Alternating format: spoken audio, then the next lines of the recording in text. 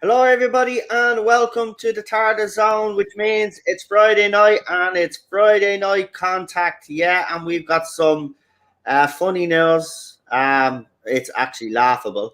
But the headlines are, of course, Super Ray is back to save Star Wars, ladies and gentlemen. Yes, it's been announced that Daisy Ridley, or whatever her feckin' name is coming back to say Star Wars. Yay! We can't wait for another three movies. Also, we're going to be talking Indiana Jones 5. They dropped the trailer. Does anybody care? Ahsoka as well has been, obviously, that trailer is being released again. Does anybody care? We're going to be talking Super Mario Brothers because Super Mario Brothers seems to be a hit with the fans, but of course, it's not a hit with the critics. And one critic that actually stands out the most would be dear Grace Randolph. She doesn't cease to amaze me. She's wondering why Super Mario is dressed as a cat, a furry, as she calls it. And also, she thinks that it's a bad movie because the all Me Too movement, because she can't get over the fact that Bowser is obsessed with Princess Peach. So this is a critic that tells me, well, tell me that you haven't played any Super Mario games or watched any of the animations, and that's Grace Randolph, and she put her review in it, which has brought the critic score down along with other critics who haven't got a clue. This movie has actually done very well, and it's done very well with the fans. And we're also going to be talking Renfield, the movie that Chris was really looking forward to. Apparently, it's very good, embraces the camp, and apparently Nicolas Cage shines in the movie, and the movie is also getting great rave reviews. And we also have some Marvel DC news, but to be quite honest with you, it's not really that important, so that's why I put it at the end. We've also got some Harry Potter news. J.K. Rowling apparently is going to be helping with the development of a new Harry Potter. I think it's a series or movie. I don't know, but I ask, does anybody really care? To be quite honest with you, I know she has her troubles online, but do we really need more Harry Potter? That's what I'm going to be asking the panel tonight. I don't know if anybody wants to talk a little bit about the Doctor Who controversy because we want away from that.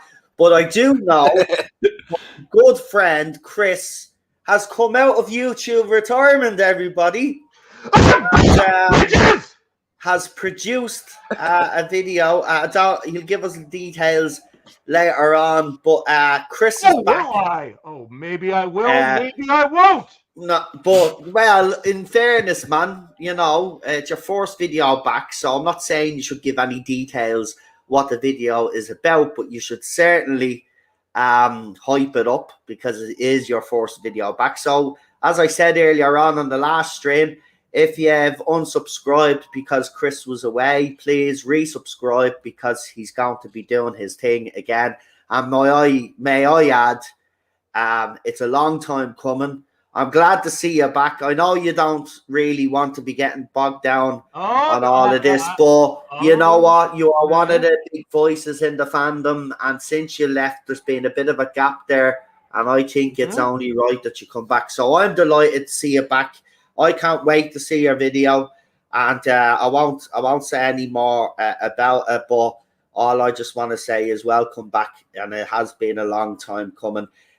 Just before you do step in, though, Jack hopefully will be joining us a little bit later on. He said he might be, if he is a bit late, he will join. So I did send him the link. But Lee, if you want to send him a link again, because sometimes when I send links, I send it on Twitter. So I don't know how you send them links, but you could send them on a different platform, maybe, just in case he doesn't get it. Just want to make sure that he does. Right. Get it. So yeah. Also, I forgot to mention Disney are doing a new Lilo and Stitch live animation. But I think we better start with the big news today, which is obviously Super Ray at this Star Wars celebrations thing. Came onto the stage and she had just been announced that she was coming back. So yeah, she said she's delighted to be back to continue on the journey, the story, or lack of, I should say. But I want to ask you guys, I mean, it's been what, three years or something since she stepped back in, three, maybe a little bit more. Why bring back a character that has been so, let's say, has polarized opinions from day one? Hello. Is this Disney again, Chris, showing that they're absolutely not raiding the room here? Because Mandalorian's quality has actually completely nosedived. Well, yeah. So are they're repeating the same mistakes again here? That obviously this is going to be set 5 years after. I think they said 5 years after the last Abomination. Hello. I mean, why are they doing this? I mean, have fans not made it clear that Rey, all of that story, they don't like? So why are they bringing her back to rectify it, or do you think they're bringing her back bloody hell. to That's double a down? long question. Hello, everyone. It's a really long like question. to take a moment. Of course, to say, we have to start hello. off with a big long question. Well, welcome, everyone. You may have noticed I have slightly changed my name, so that indicates something. So as Noel said, so I will start with this, and then I will answer the question. So yes, after more than a year's absence, I have gotten pissed off to the point that I am now making videos again because I don't know, it's like I'm an addict or something. I couldn't stay away from it. Video is in production. You may notice my voice is a little hoarse because I spent an hour screaming into my microphone recording a voiceover.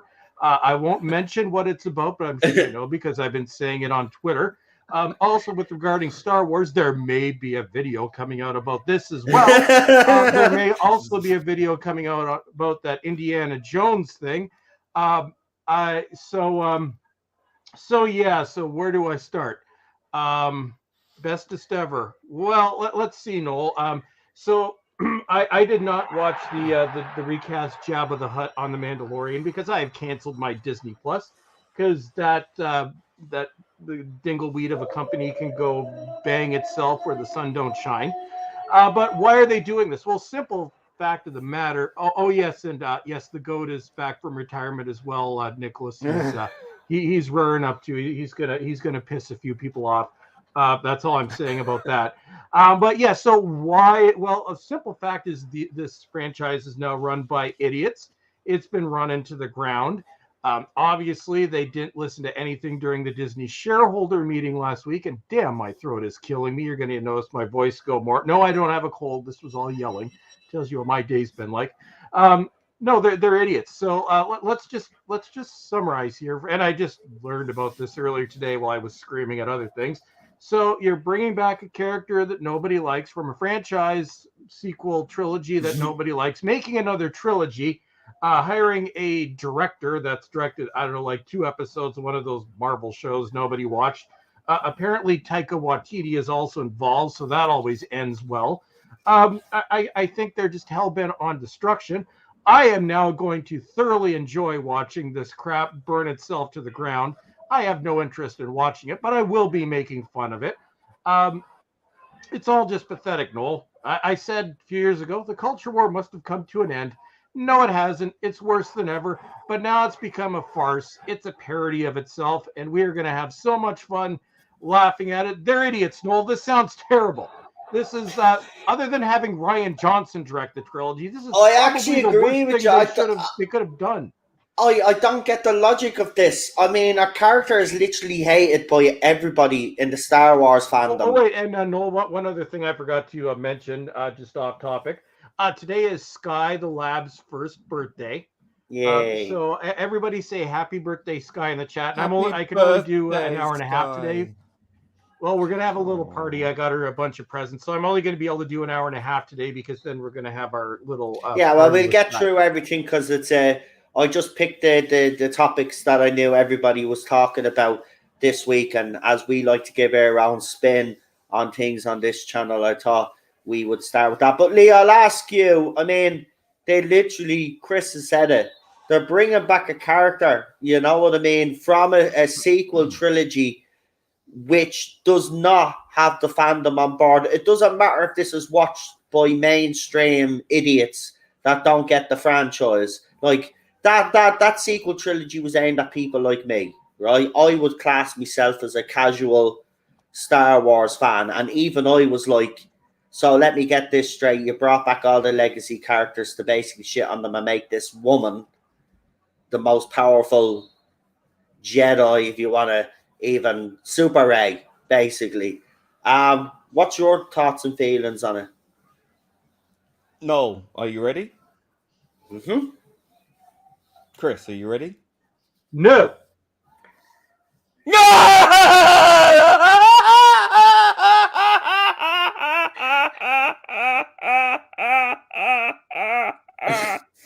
the?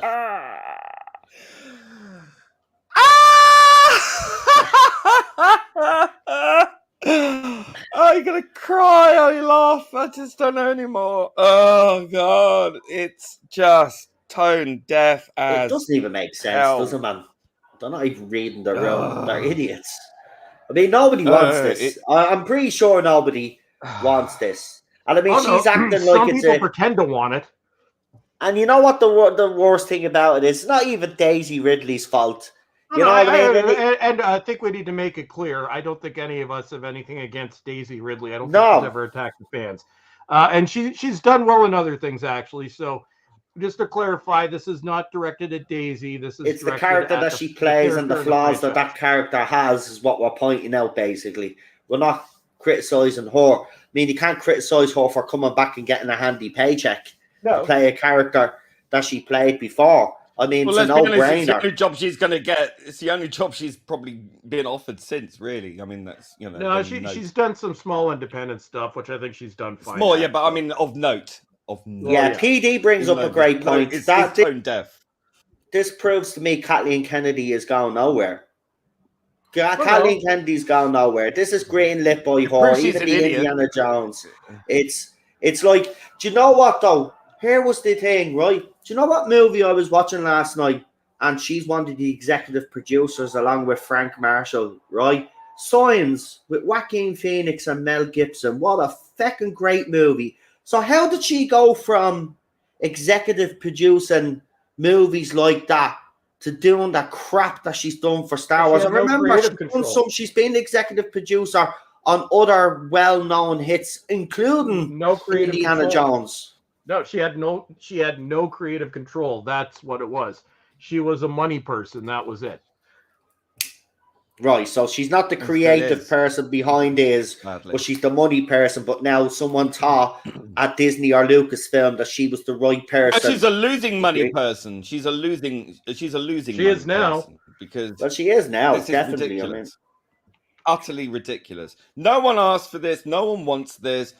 Disney has completely derailed. It's lost the plot. I mean, it lost the plot years ago. But I mean, this is so beyond tone deaf. I still think that they believe that they've been playing a long game where they're going to slowly indoctrinate the younger generation to believing on all this nonsense. And I genuinely believe that they've won this culture war by playing this long game, that they're going to get everyone back on board because it's going to be this new audience that they've been chasing and creating. But I think they've really overjudged their hand. They think that they've managed to get their fingers into all these malleable little minds to try and get them on board. And I really genuinely believe that they think that they've succeeded. Here's a question. That's the case. Here's a question, though, right? And I'll flip it, right, to be fair, and I'll get the both of you to answer. And you guys in the chat, I'm trying to catch up as well. So you can answer this as well, and I'll throw the comments up.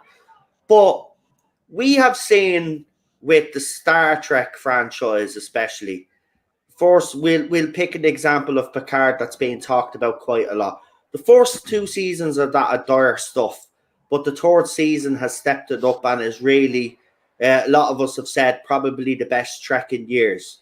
Now, I'm just going to throw this out there, right? And I'm just throwing this out there. I don't believe this myself, but I'll throw it out to be fair. What if this whole thing with Daisy Ridley is somehow to try fix the mistakes that they made with the sequel trilogy, No. and she's better written? It's done No. properly this time. Would it be unlike the Star Trek franchise where people believe there is still time? Is it actually too late for Star Wars Yes. if they were to do something similar like this? Yes. Because the difference with Picard is this was already an established character. This was an established actor who had proven himself decades ago. There was a track record, and what they needed to do, which we never thought was possible, but get Picard back on track. Rey Palpatine, there is no track record. All there is the Mary Sue thing. So there's nothing to recover because nothing was good about it in the first place. They're just continuing the disaster that started in 2015. So it does. The character's set. There's nothing more you can do with this. The character's backstory is a Mary Sue journey. You didn't have the hero's journey. Nobody likes this character. Nobody likes anybody, for the most part, that was involved with the sequel trilogy. You can't go anywhere with this. And it's being written and run by complete hacks. So no, this is very different from Picard. Lee? Yeah, absolutely. You know, it's dead in the water because they destroyed the trilogy. All people wanted was to see the three original main actors on screen together and go out with a high. And instead, what they did was they ran it into the ground. They didn't have a plan. Clearly, they didn't have a plan, and it just fell apart. You know, they had no vision. When you have no vision, you have nothing. You have a bunch of people. This is Star Wars by committee.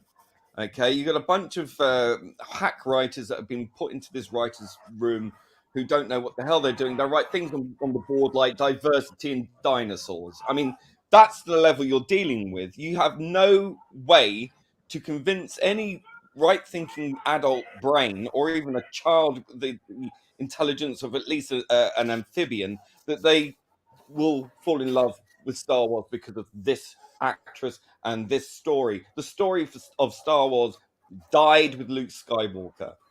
End of. Oh, it died before that. Oh yeah, they killed him off. They killed him off. I mean, they Listen, did. Star they Wars, killed him when off after Disney he did did. the first movie, The Force Awakens, that's when the Star Wars franchise actually died. People were conned by that movie. I remember Star Wars fans have originally admitted this, that when they went into that film, it was only a couple of days later that they realized they'd been conned, but while they were there watching it, they enjoyed it. Now, there's some amazing scenes in The Force Awakens, I'm not going to lie. It's actually, compared to the other two, it probably is the best out of that trilogy, right? It doesn't have much. But yeah, exactly. You're right. There's not much substance to it. But this franchise was already dead when Disney, when Lucas, when he decided that was George Lucas decided that he was going to sell it. That was the day that Star Wars died. Of course, Disney was going to do this, and now they diluted it to the point where there's so many Star Wars shows now that even this trilogy coming out with all the dilution that's done with the other shows, and what are these movies going to do? Try tie all these shows in together? I mean, you're heading for disaster. Look, I mean, look at what they've done with their own franchises. Look what they've done with their own IPs or the stories that they animated in the past and now doing live action versions of. They have destroyed the legacy of their own IP. What chance does Star Wars have under Disney? Disney is sinking faster than the Titanic. Cheers for that. And I just think that ultimately the only way that Star Wars will ever survive or come back in any way, shape, or form is if Disney goes down completely and Star Wars is sold off, or sold off back perhaps to George Lucas for a dollar. You know, maybe that will save it. I don't know. But I mean, right now, this is a completely stupid decision. I think it is.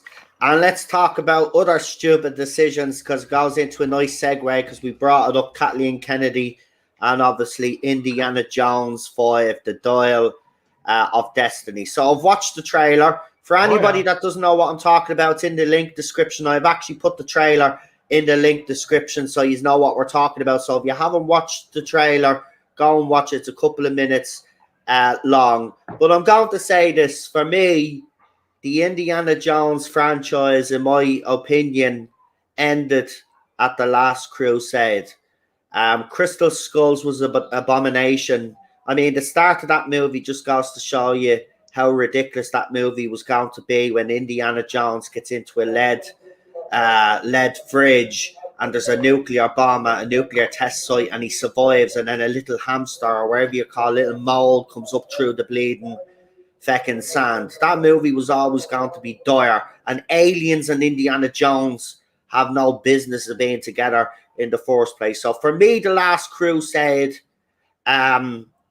was the last movie. Now, when they brought out the little teaser trailer, I thought, actually, this looks a little bit decent, but now I've seen the full trailer. And, okay, well, there's people commenting and giving out about a particular line in the trailer. I'm looking at the trailer overall. Did this trailer do anything for me? I have to be honest, no. I don't think at Harrison Ford's age anyway, he should be making another Indiana Jones movie. I don't like Phoebe Waller-Bridge. I just get this. I don't know what it is about her, but anytime I see her on screen, it just annoys me. She's a terrible person. And I just don't. But by the way, just for people, because I know there's been a particular YouTuber out there that has claimed that she's going to be taken over from Harrison Ford.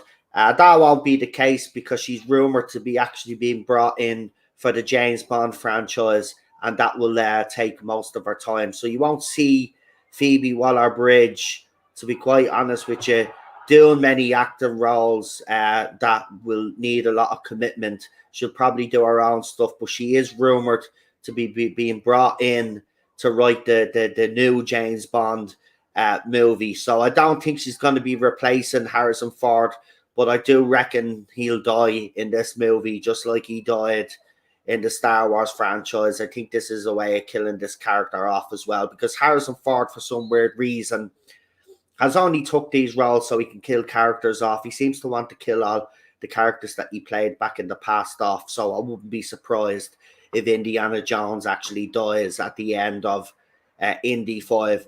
But have to be honest, the trailer didn't do anything for me.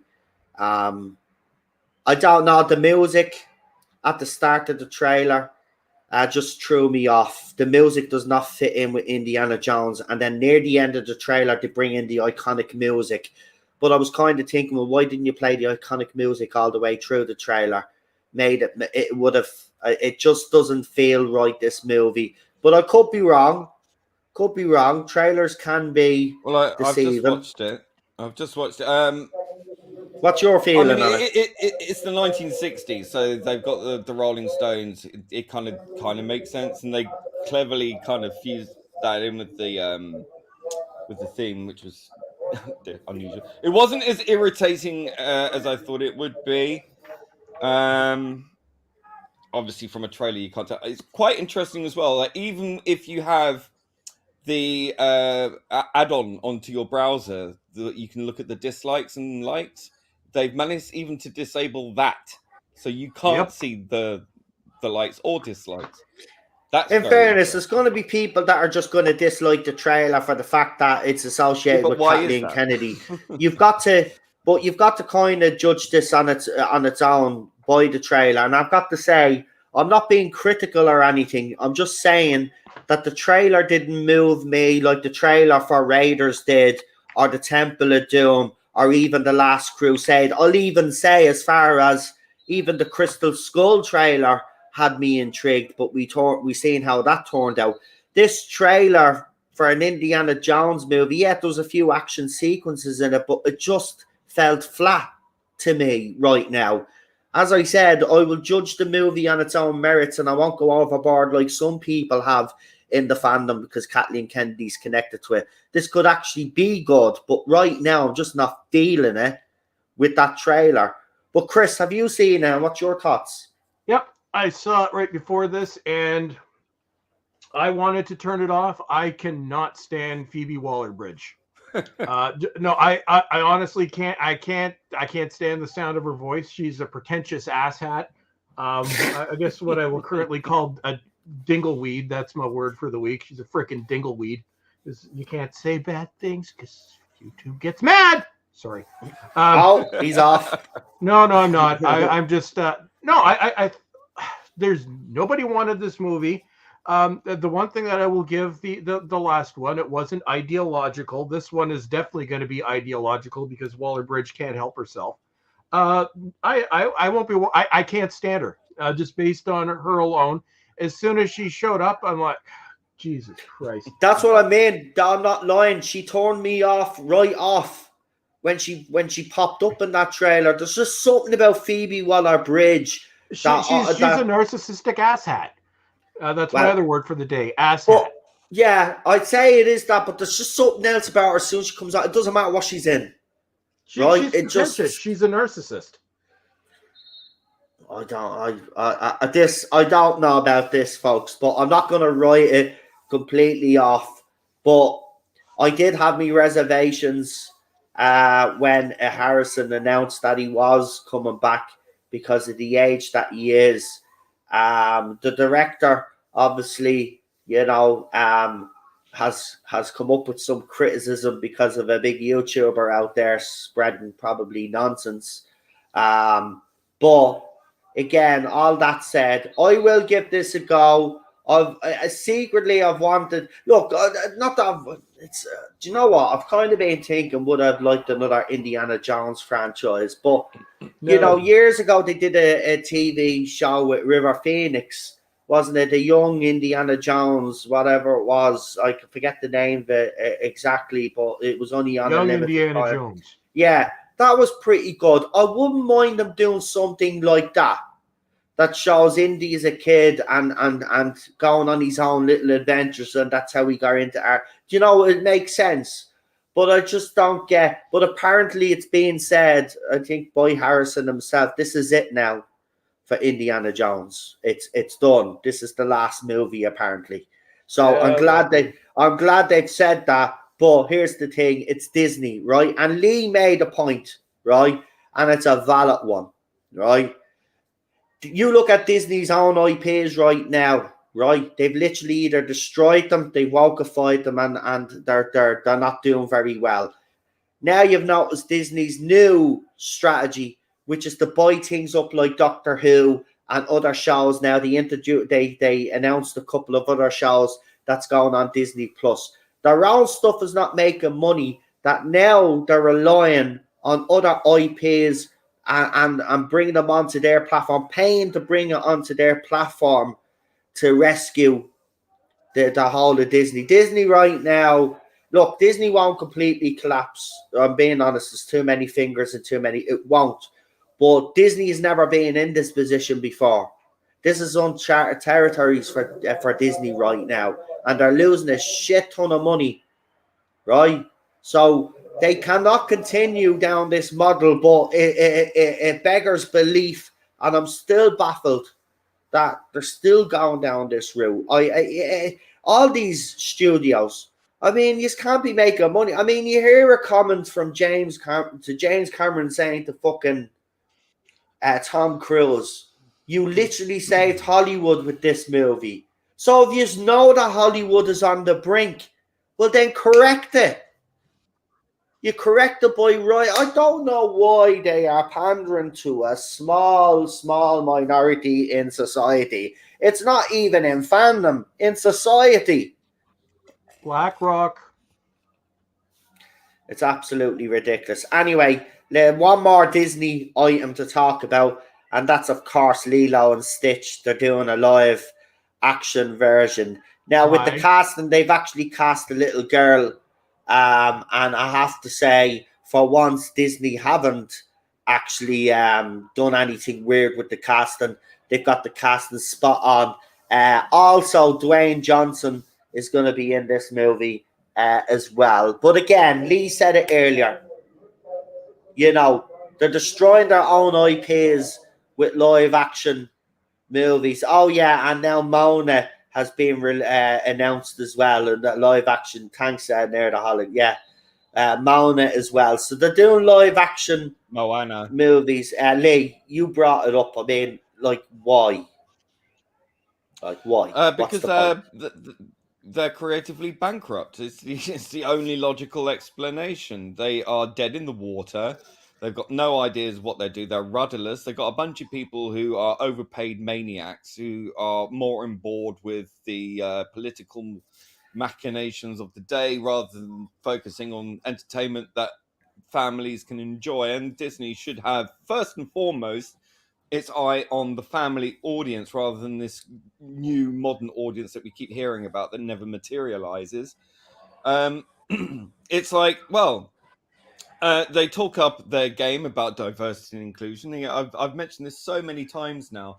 Yet, why isn't Disney doing, I don't know, the Mahabharata from India or the Anansi stories from Africa? Because that would tell me that they're really actually definitely interested in multicultural stories which are from around the world, but they don't. They focus on things like Peter Pan, for example, which they diversify Cinderella. that. They turn a Peter Pan into an Asian kid, and all this stuff, and it's so facile, it's so stupid, it's so tone deaf, it's racist, and they don't even realize it.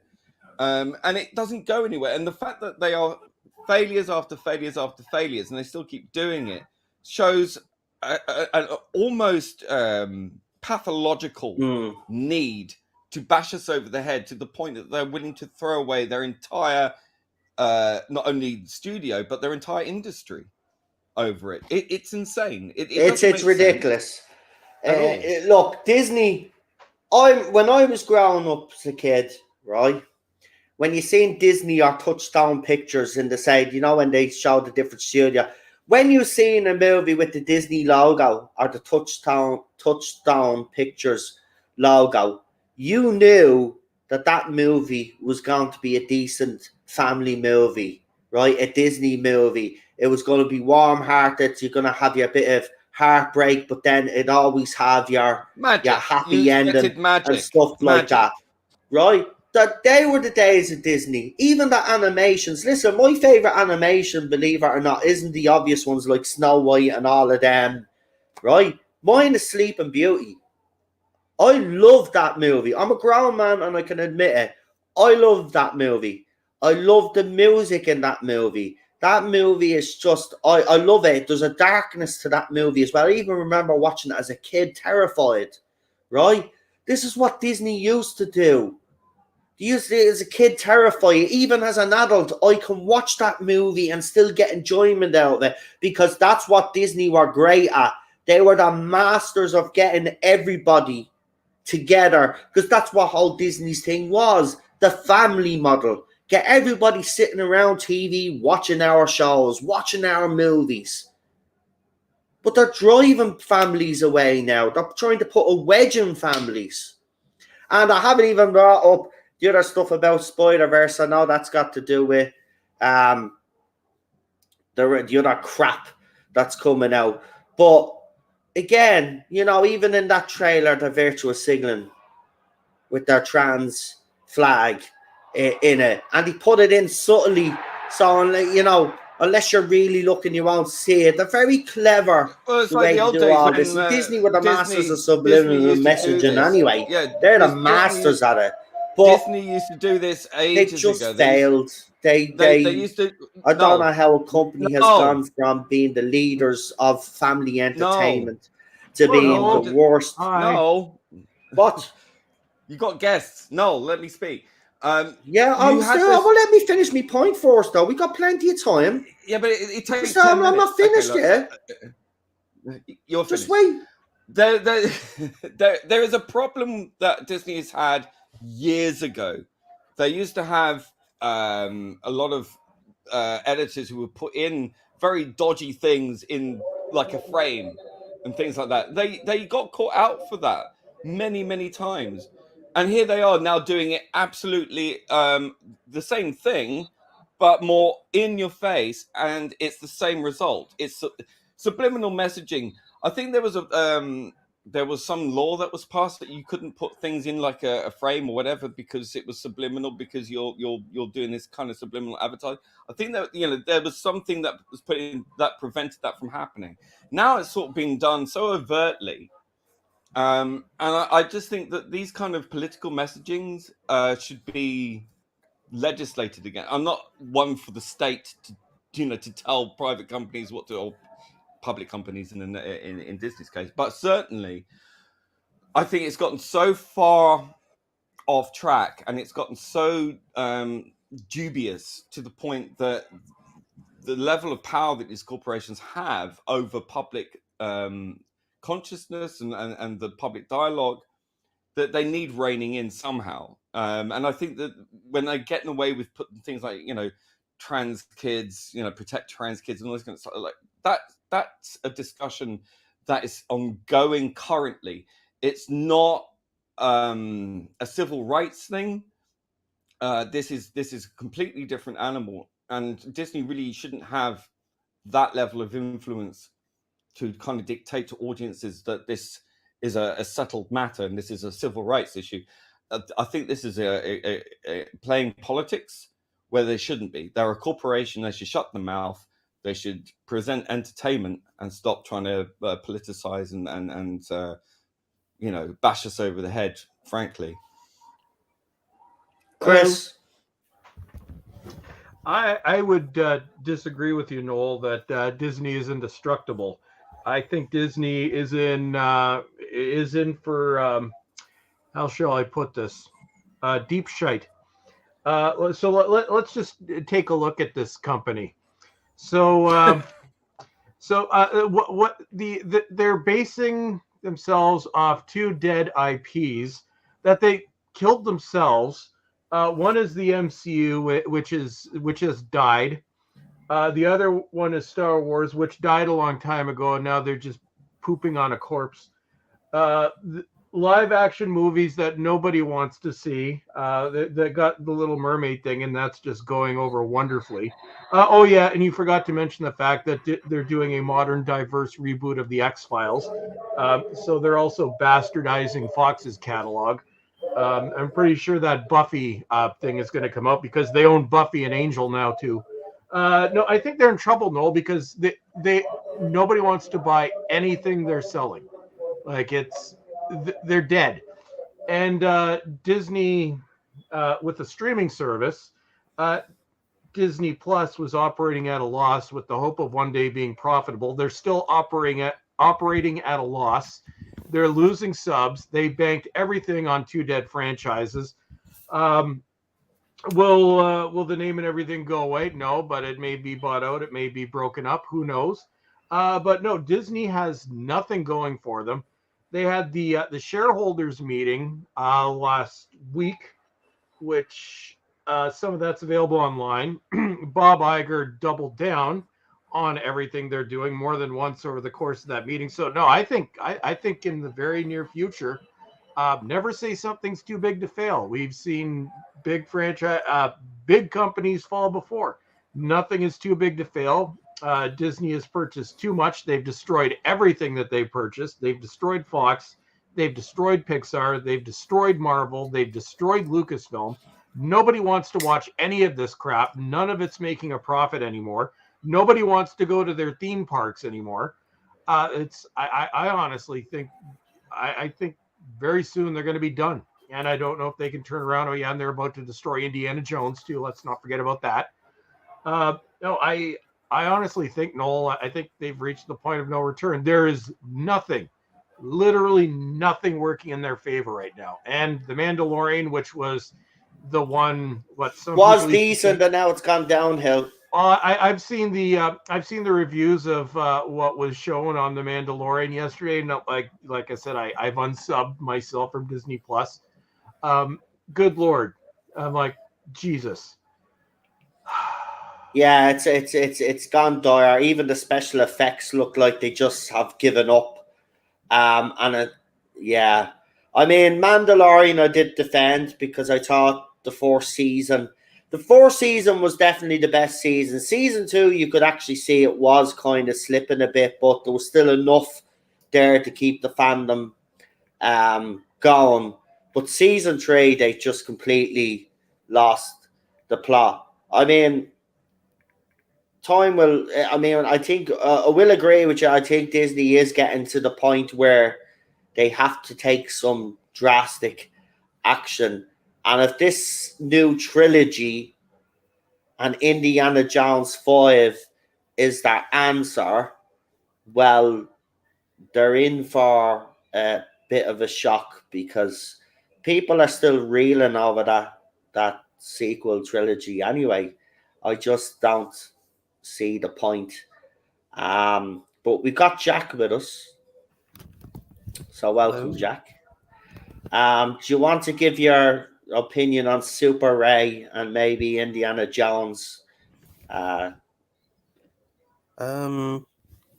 you? Well, I was going to say that I think there is I did think that Pixar were maybe holding out hope for the future, because I don't know if you guys have seen the film Luca. No. No, it's me and Lee watched it, and I was surprised Lee loved it just as much as I did. It's actually a brilliant film. It's two boys allowed to be boys, and it got a lot of criticism. You know, people saying, "Oh, why aren't they in a romance together?" And the director turned around and told them, "You guys are weirdos." So, you know, this was Pixar, and it was actually quite surprising. But I think this year they might have finally jumped the gun, I think.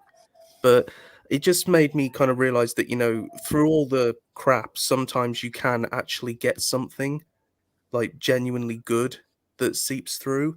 So, like I say, I don't think it'll save Disney, but I think that's just an example of something that actually did manage to get through that was really good. So, if you guys haven't seen that, I'd recommend you watch it, and to anyone in the chat as well. I think that the thing is, which might be telling in itself, Jack.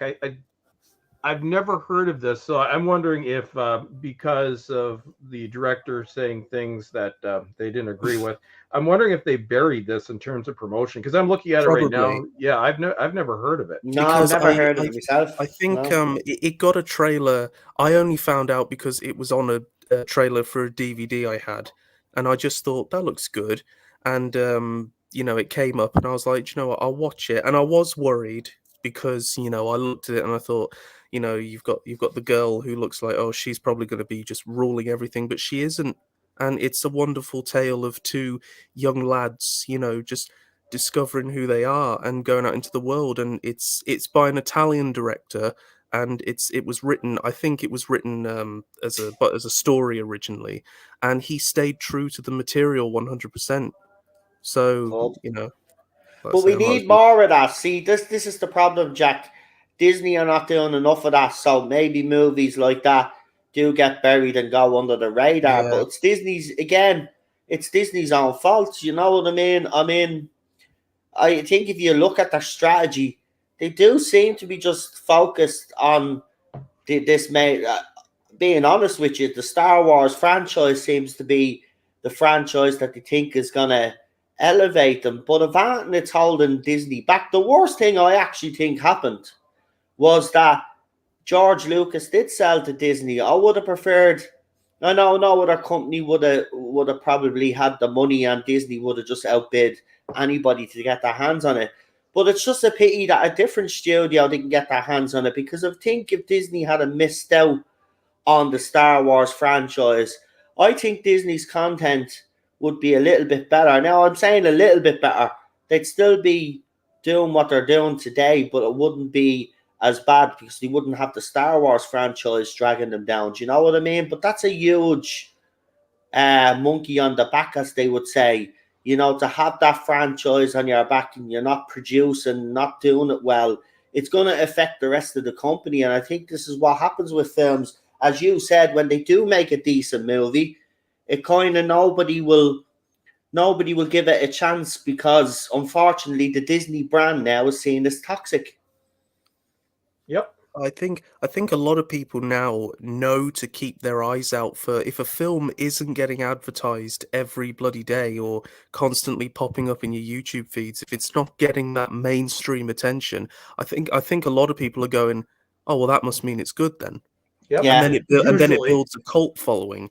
And then once it gets that, people are like, oh, have you seen this? Or have you seen... I mean, I introduced Lee to it, who hates Disney, and he was moping and moaning like Disney, and he's just like, oh, shut up and watch. And he ended up loving it, And I don't blame him because I don't like Disney. My biggest worry is that they've purchased 20th Century Fox, who own the Alien and Predator franchise. Oh, that's getting done. Now That's getting done.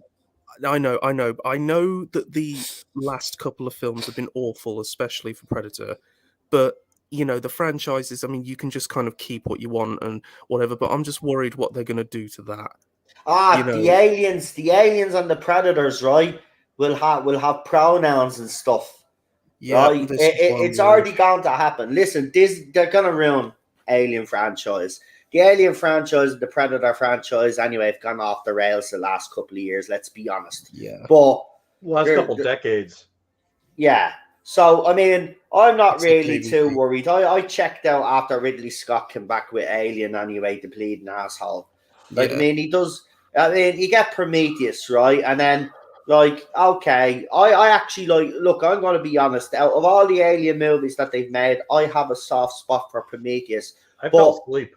But the thing about it is that Yeah, should have me had a too. direct sequel, right? Instead of doing Covenant the way he did it, and then we see the engineers for literally 5 minutes, and then he wipes them all clean off the face of the bleeding for no reason whatsoever. Like, I didn't get that, right? And then we find out it's David. David is the one that basically created so man creates robot.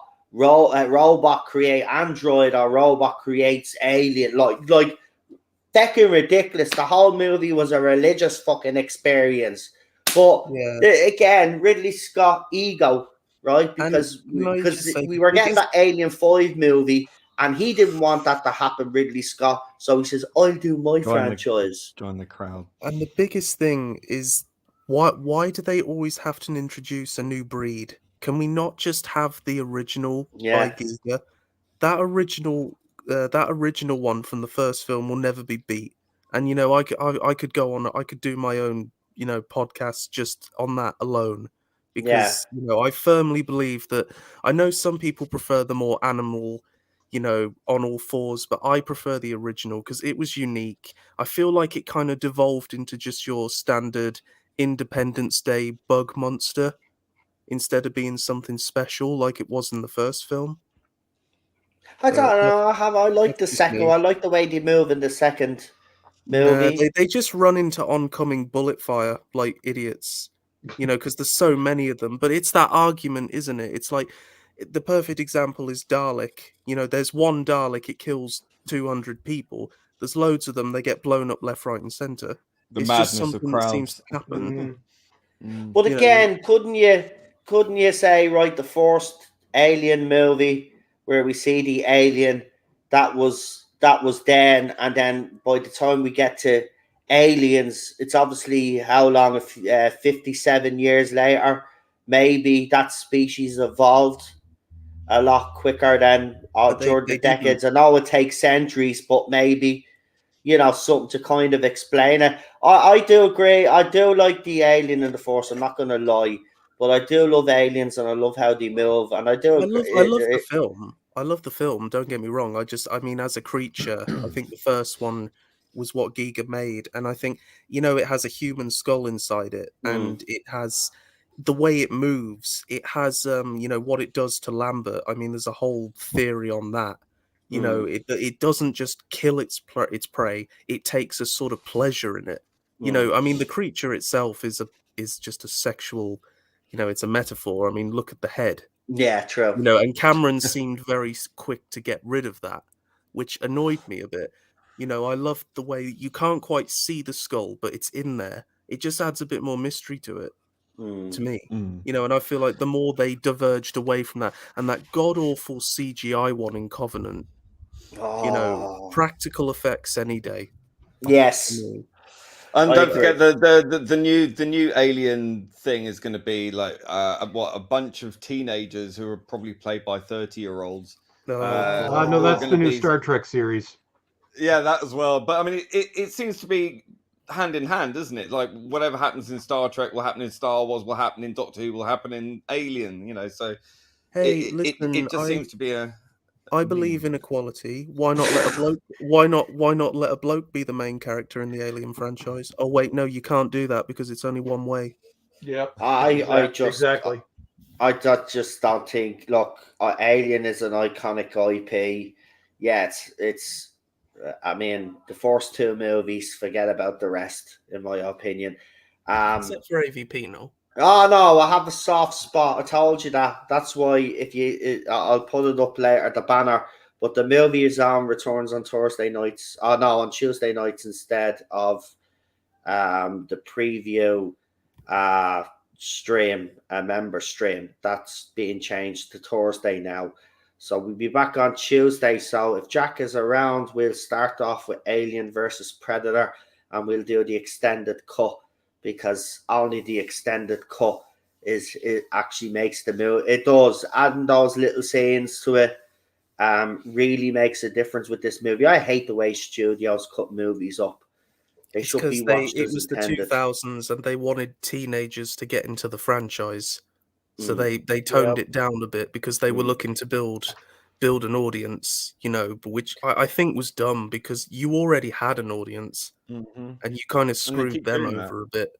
They keep doing that, chasing this mythical modern audience. Now, the modern audience are are generally those who are going to be introduced to these kind of things because of their parents or because Mm.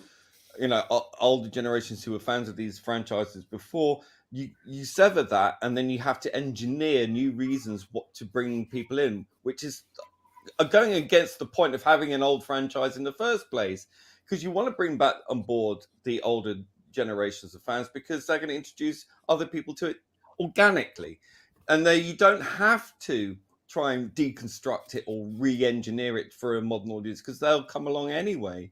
But because you're severing that connection and you're generating using the name, using the designs, but doing something completely different with it, you're trying to change it to fit around the modern day audience's sensibilities, which is insensible at the best of times currently. So I think that that's a huge mistake, and I just wish that these studios would have a little bit more faith in what they actually have in their hands, because the fans understand it so much better than they do, seemingly, and that isn't unusual. But when you are in a position of power and you're trying to change what that franchise actually means and what it actually is to something so facile, and you're actually thinking your audience is stupid because you're dumbing it down and dumbing it down and dumbing it down. It's saying to your audience, we don't trust you, we don't like the old people, but we don't trust the young ones to get it, so we're going to patronize you until you understand it, because they themselves are immature and arrested in development seemingly. So I have very little faith that these studios are going to grow up. I think they need to think about the quality of the writers that they're bringing in, the quality of the directors, and even the producers themselves, because ultimately they are playing a game of social engineering and they don't even understand what the hell they've got. And they need to It's prioritize. annoying What do you because want to do? It's Yeah. annoying because like, I'm totally gonna geek out just for a second, but it's the reason why the original Predator's face I mean, no other mask has ever looked as good as the original, is because the people don't understand the mandrels. They always get them wrong. They're not supposed to open as wide as they do now, and because of that, you can see the rubber creasing as they close because their design, the difference between the original and all the ones that came after, the original was sculpted to be closed and could open. The modern ones are sculpted open that can close, and the problem with that is the rubber that kind of stretches the skin, it creases because it's sculpted stretched, And, you know, the Predator's mouth was never supposed to open, but I guess the producers think, oh, you know, we need to make it better. We need to.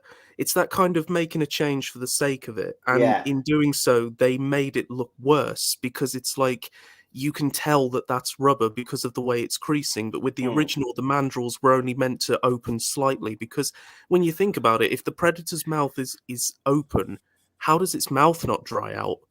You know, the mandrels are meant to cover it. And I just don't think it just shows a lack of understanding with Hollywood. It's just this endless need to pump more stuff out without really understanding what you've got. And that really annoys me the most.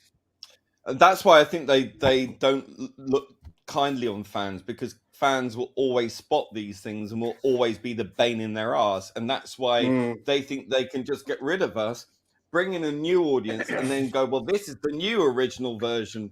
And, you know, we'll do it in our own image, in our own way. And then these people won't even know. So we can get away with doing anything we like with it.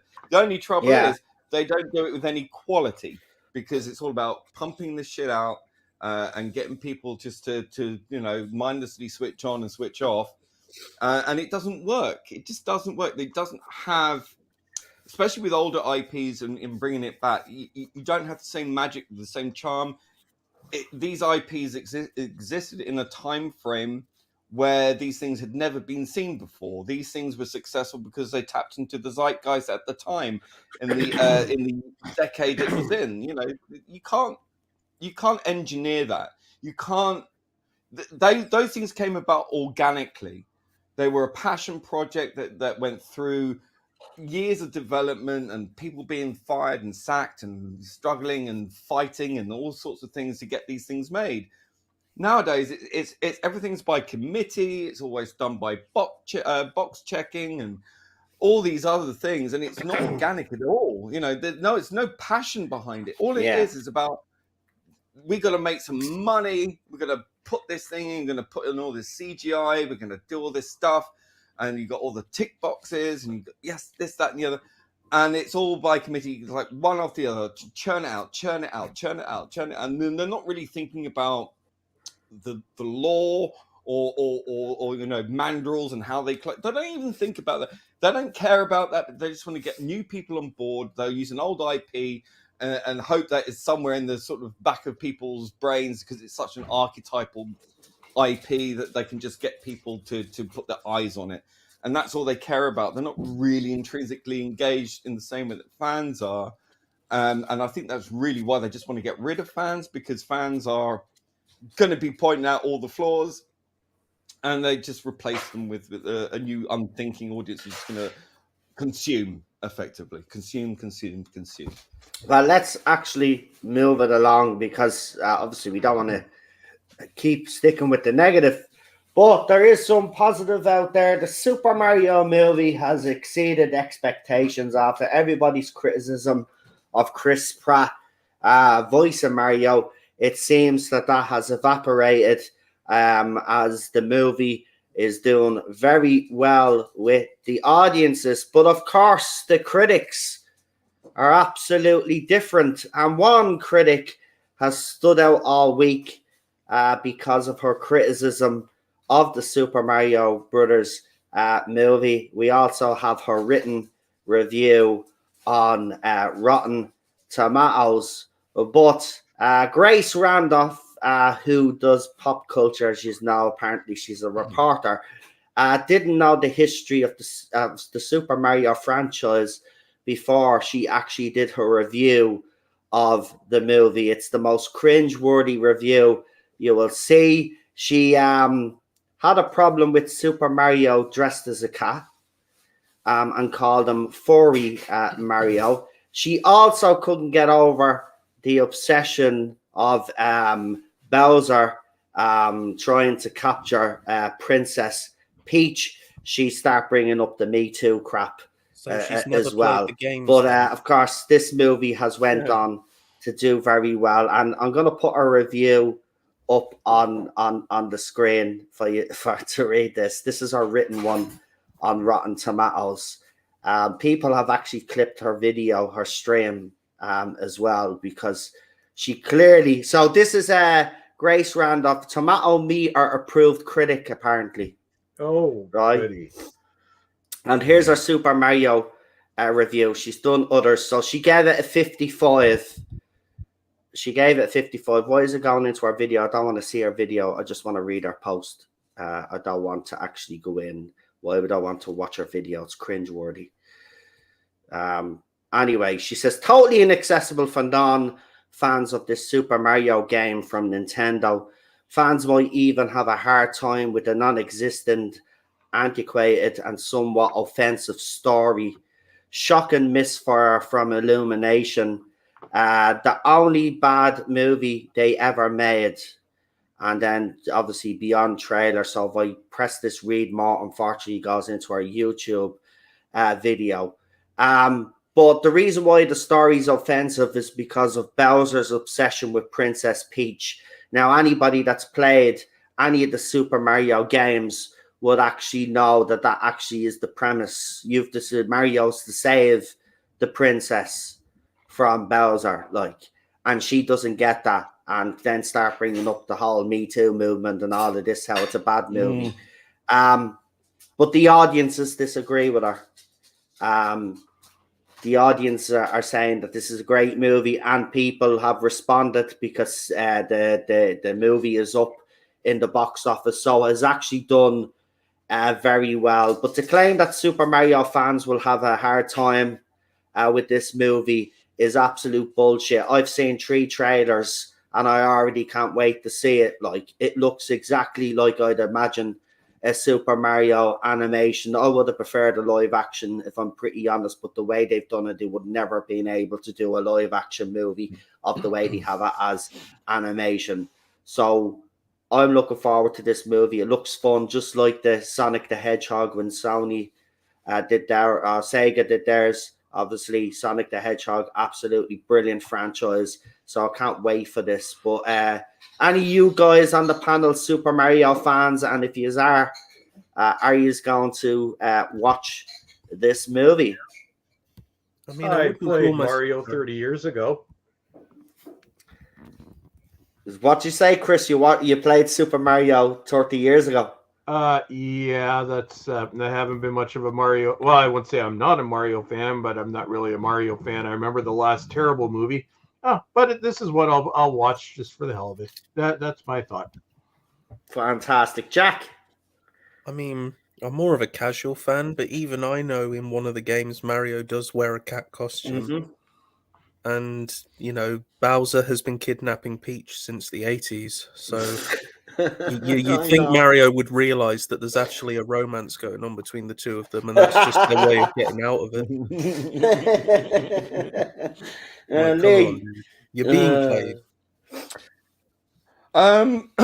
No, I've never been one for video games. I've never ever played Super Mario Brothers. But to assume that I would be so, I mean, even though I've not played it, it's been such a cultural phenomenon.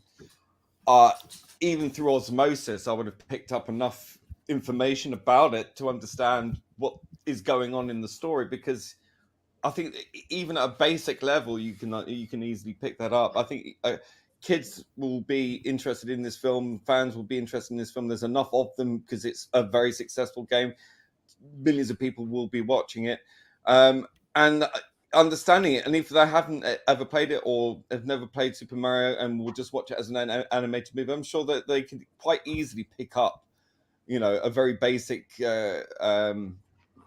script, a basic story. I never play. No, it's not true. Actually, I did play Sonic once, you know, at someone's house many years ago in the 90s.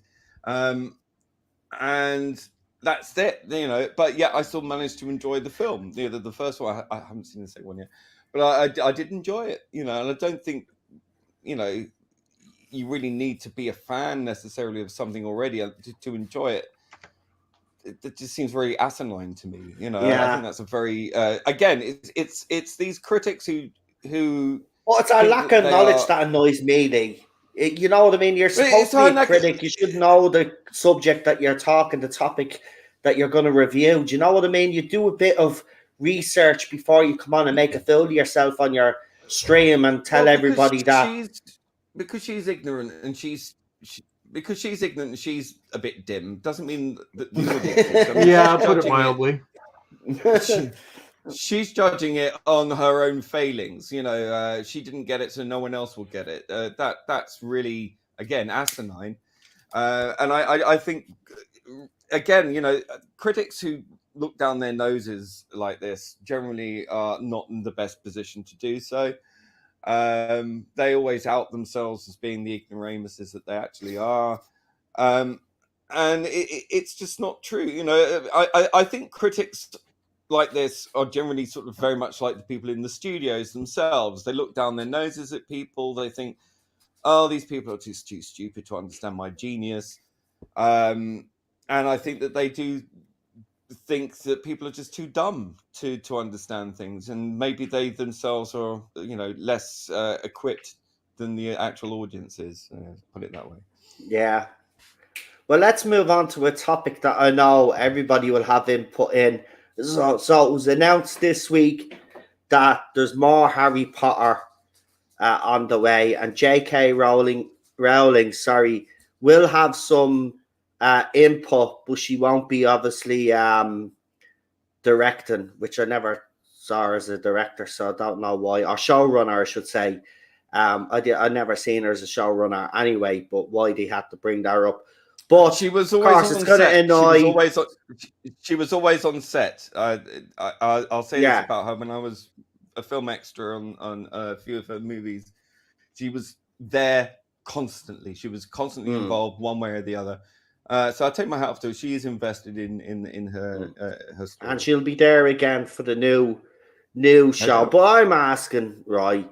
Does anybody really care if there's more Harry Potter on the way? I mean, it's just gonna cause an absolute riot anyway, because you're gonna have the side that accuse her of being transphobic. They're not going to be happy, and then you'll have the other side that defend JK as well. They're just going to be at each other's throats. Is it really worth doing more Harry Potter? To be honest, let the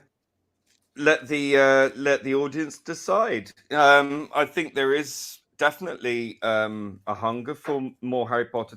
Yeah, I was never on board with it. It was something that happened really after my time. You know, it wasn't really something that I grew up with. But certainly, I understand. You know, that every few decades, you know, every few years or so, you get groundbreaking cultural phenomena that are worldwide. You know, Star Wars, Batman the movie, you know, Lord of the Rings, and Harry Potter. You know, and I think, I mean, you could argue that seeing what happened to the likes of Star Wars and Lord of the Rings currently, you might say, well, this could just follow in that vein and trying to chase past glories, and really it's not on the finger on the pulse. But I think they tried that with Willow.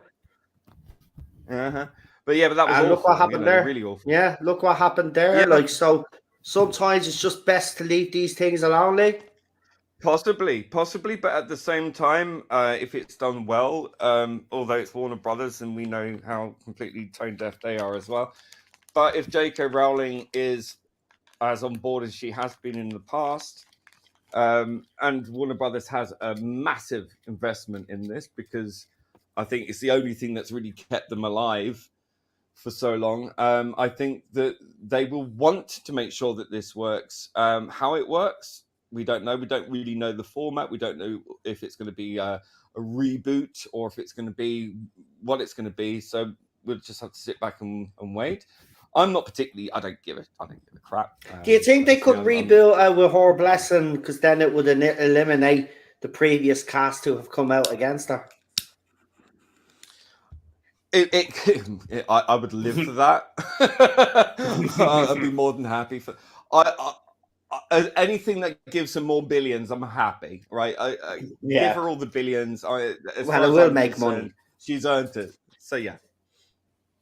I mean, the Fantastic Beasts movies have their own fan base, and a lot of people do actually like those movies. So, I mean, there has been content, so I'm pretty sure that if there's more Harry Potter, as you said, there might be a little bit of excitement for it, but we'll be interested to see what they do. Would that be the that'd be the key here, Lee, wouldn't it? What are they actually going to do? Are they going to expand it? Yeah, Are have to they wait and going to see. do Yeah. prequel? Are they going to do a few years into the future? We don't know. So, We don't know. yeah. We'll have to wait and see. I mean, I don't know if she's writing anything new for it, or if they're gonna. Because apparently, I was told that the movies do a great job of presenting the books, but they miss a lot of things out. So maybe they'll go and reboot it and do it more closer to the book. I don't know. Yeah. We'll have to wait and see. Yeah, lads, any lads on the panel got an opinion on the Harry Potter franchise? I like the original films. I didn't even watch them until like a little over a year ago. Yeah, I guess it was 2 years ago. I don't know. They had their Fantastic Beast dude thingies, whatever it was called, series. That didn't end very well. I don't know. Does Harry Potter really need to be redone? that's what I'm saying. I don't. Yeah. I mean, it was like of its time sort of thing, and Yeah, everybody was it's- excited for it. Is it really? No, I think there are so. I think Indiana Jones, Back to the Future. I think there's some classic franchises. Honestly, just leave them as they are. You always have the what is it, 8, 9, however many movies there were. I think there were 8. You'll always have those. And if you want to watch that Beasts disaster thing, you got that too. Why can't we have? Well, we know why we can't have new things, because people have no talent for anything anymore. But no, I wish we would just let things be and stop just destroying things. Yeah. Yeah.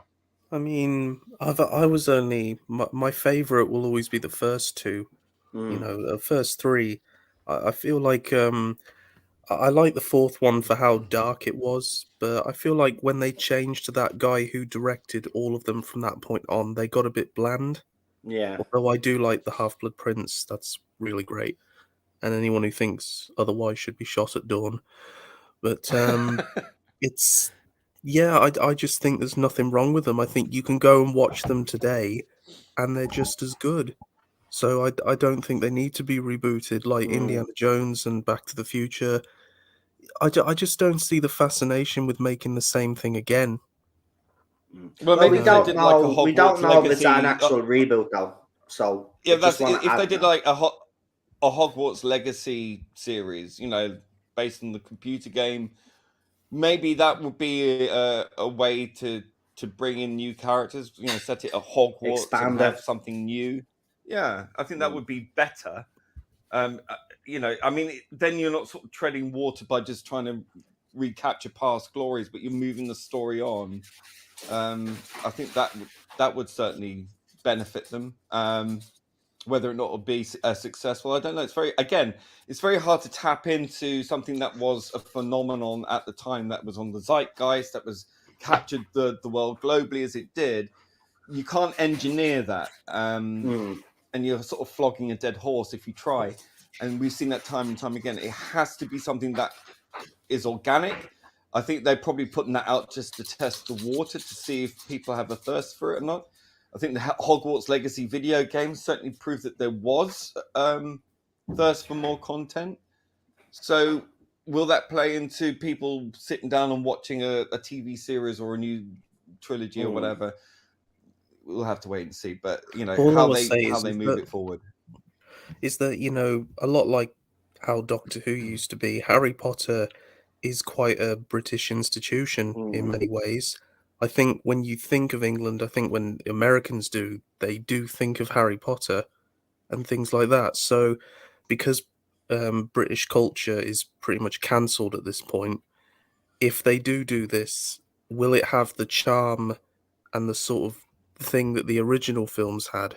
Or is it just going to be more of this modern day, no, you can't do this, you can't do that?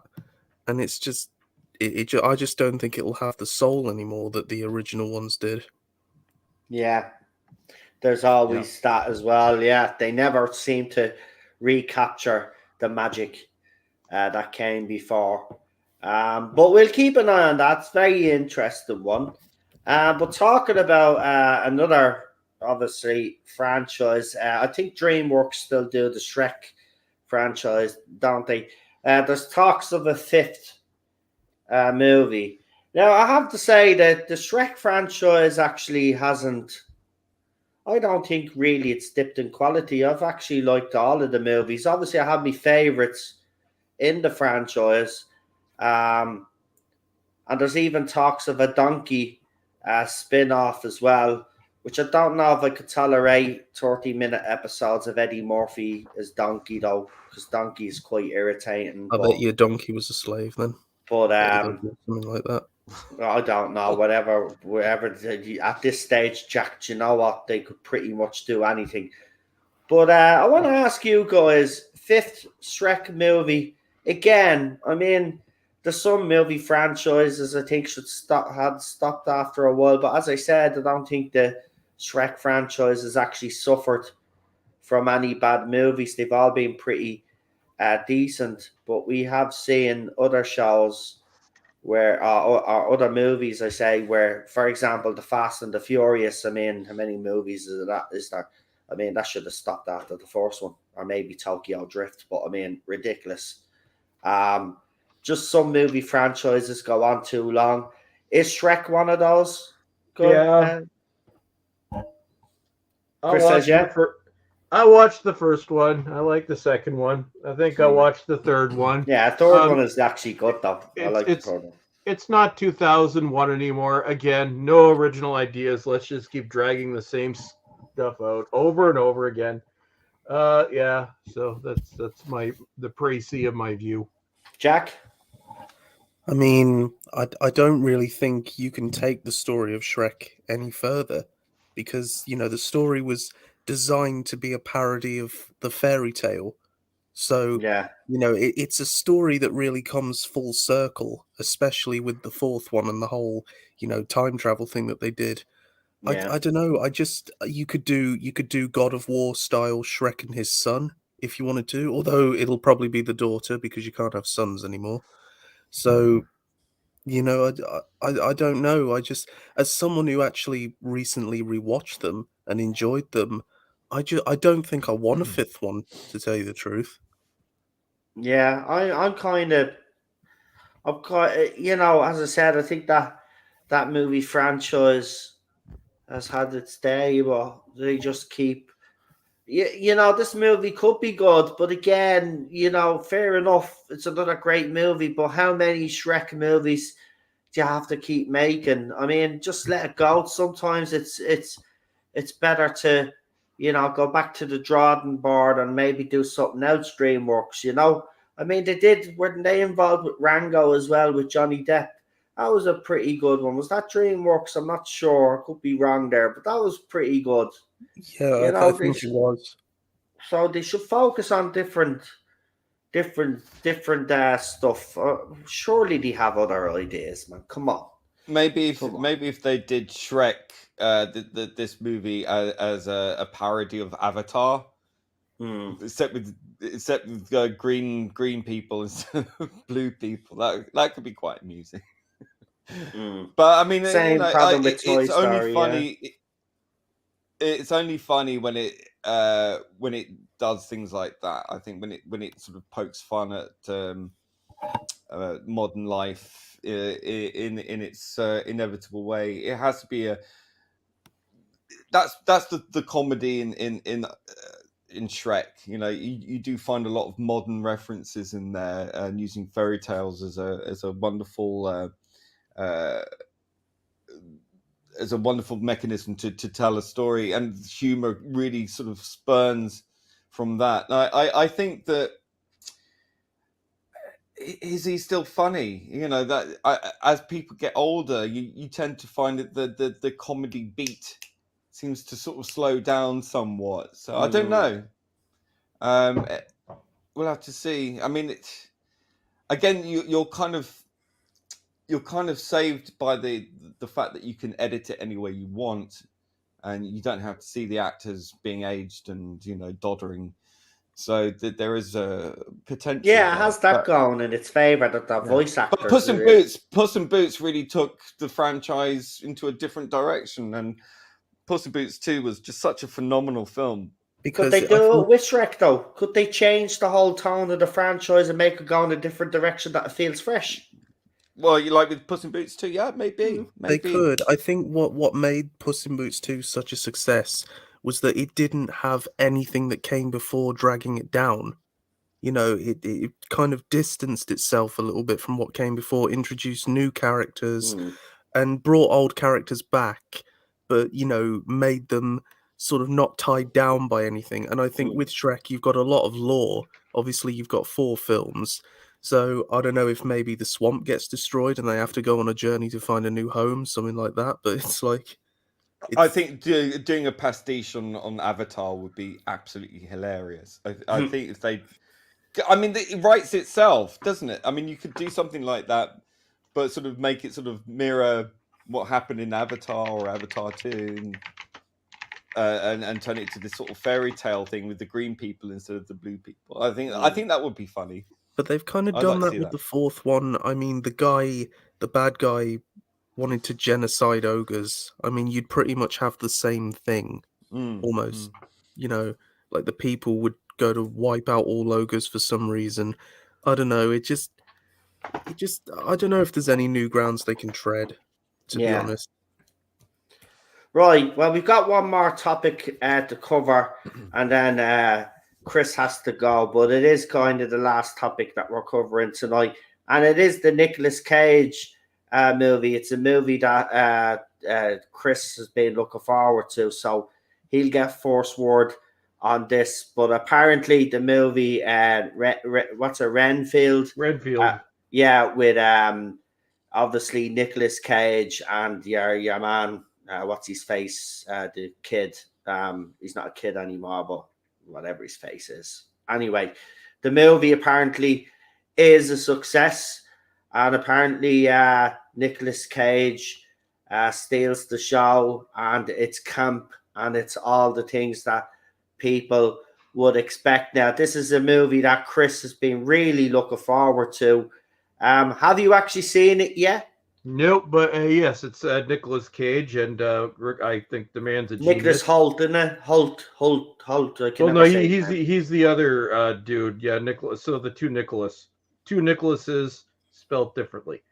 The only thing I don't like, the only thing I'm not looking forward to about this is I cannot stand that Aquafina actress. She was in the Chang, whatever his name was, in his Rings of Crap. That Disney MCU film. She's been in a few other things. Just I can't stand her, but I am looking forward to this. I will be watching it because whenever Nicolas Cage is given the opportunity to go completely batshite over the edge, it is awesome. What I've seen, aside from that one actress, is good. So I don't know if I'll see it in theaters because I never have time to see anything in theaters anymore, but this is definitely one that I will pick up on physical media.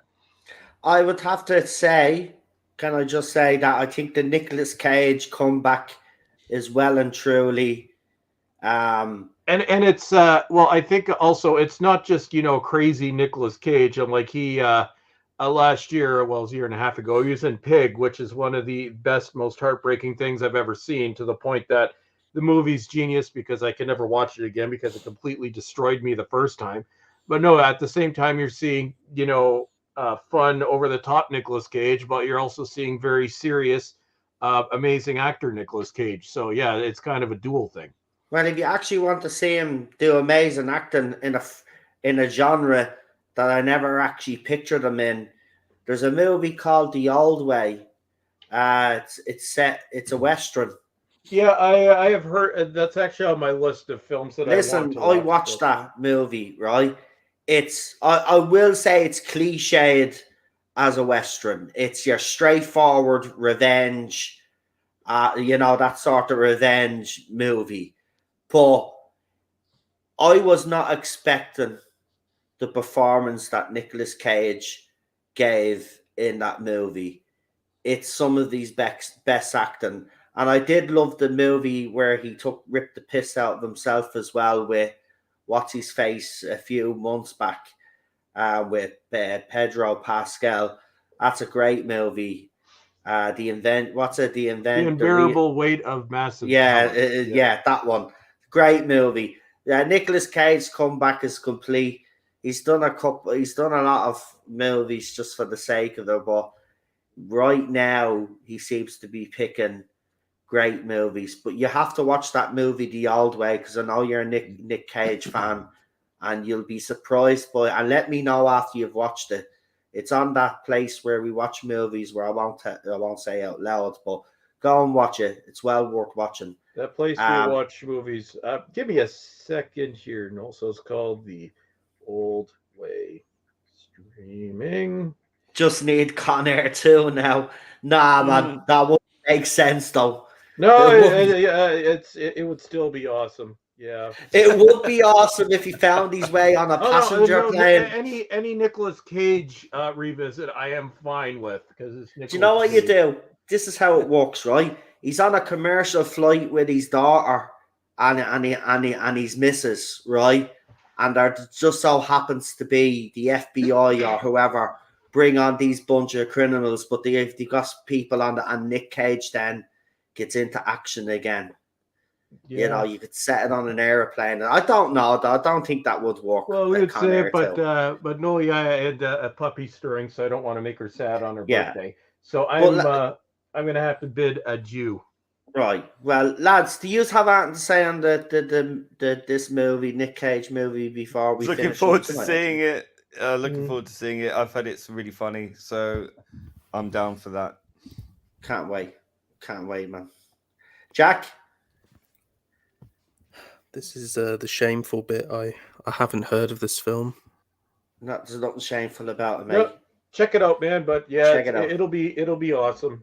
Just check out the trailer. Look at the trailers, and you'll be sold. Well, right, we're going to leave it there. We were going to cover some DC news, but it was basically don't end the stream on my account. You can keep going. I just must bow out. Well, we'll go for another 10 minutes because there's only literally 2 pieces of news. DC, so James Gunn, casting director for Superman Legacy. Who cares? Okay. Well, I will. While you guys do that, I will just say bye-bye. Do you want to do your channel shout out before? Oh yeah, I guess I could do that now for the first time in like a year and a half. Yay! Yeah, so I do have a channel currently called Bulls Trek Cultivated Media. I have a Twitter account, which I'm sure will devolve into a dumpster fire very shortly, although I will be ejecting them as soon as they come up. Just ignore the hate this time. Oh no, I'm just the rule for the Cultivated Media account stands. You want to start stuff, just go over to YouTube because I never read those comments anyway. But on Twitter, no, it's a happy place where I discuss horror movies, except for the past few days where I've been, saying other things. But no, don't bother coming to my Twitter account because it'd be like a game of whack-a-mole. And I need to import the blocked list from my old Twitter account to this one, which Twitter have gone out of their way to make that, like, it used to be very easy. Now it's a freaking nightmare. But anyway, so that's me. So happy birthday to Sky, and she's happy birthday, Sky. Happy birthday, Sky. Bye, everyone. Bye, Chris. Bye. See you next week, hopefully. Cheers. Bye. Right, we've only got 2 pieces of news to cover anyway. As I said, Superman Legacy, James Gunn has announced and made it official that they have got their casting director. I'll just ask the panel, do you really care? Because I don't at this stage. I don't care what DC or Marvel do.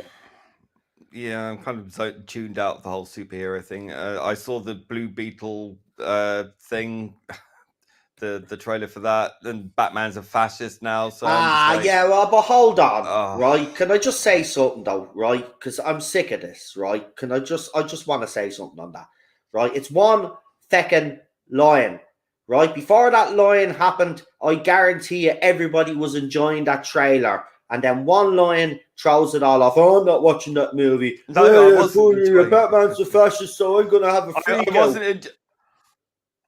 I wasn't enjoying the trailer at all. I just thought it looked really naff. I thought it was good. Very generic. no, it's just it. Look, I'm more excited for Booster Gold because I love Booster Gold, but Yeah, and I'm looking forward to this- Blue Beetle. I told you that, so I'm actually really excited I about this. know, I know. Yeah. It just didn't. It didn't set my world alight. I have to say, it just looked really.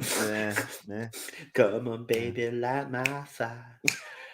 Jack, any opinion on Blue Beetle and the Lion, and obviously Superman, the Legacy getting its casting director in? Do you care?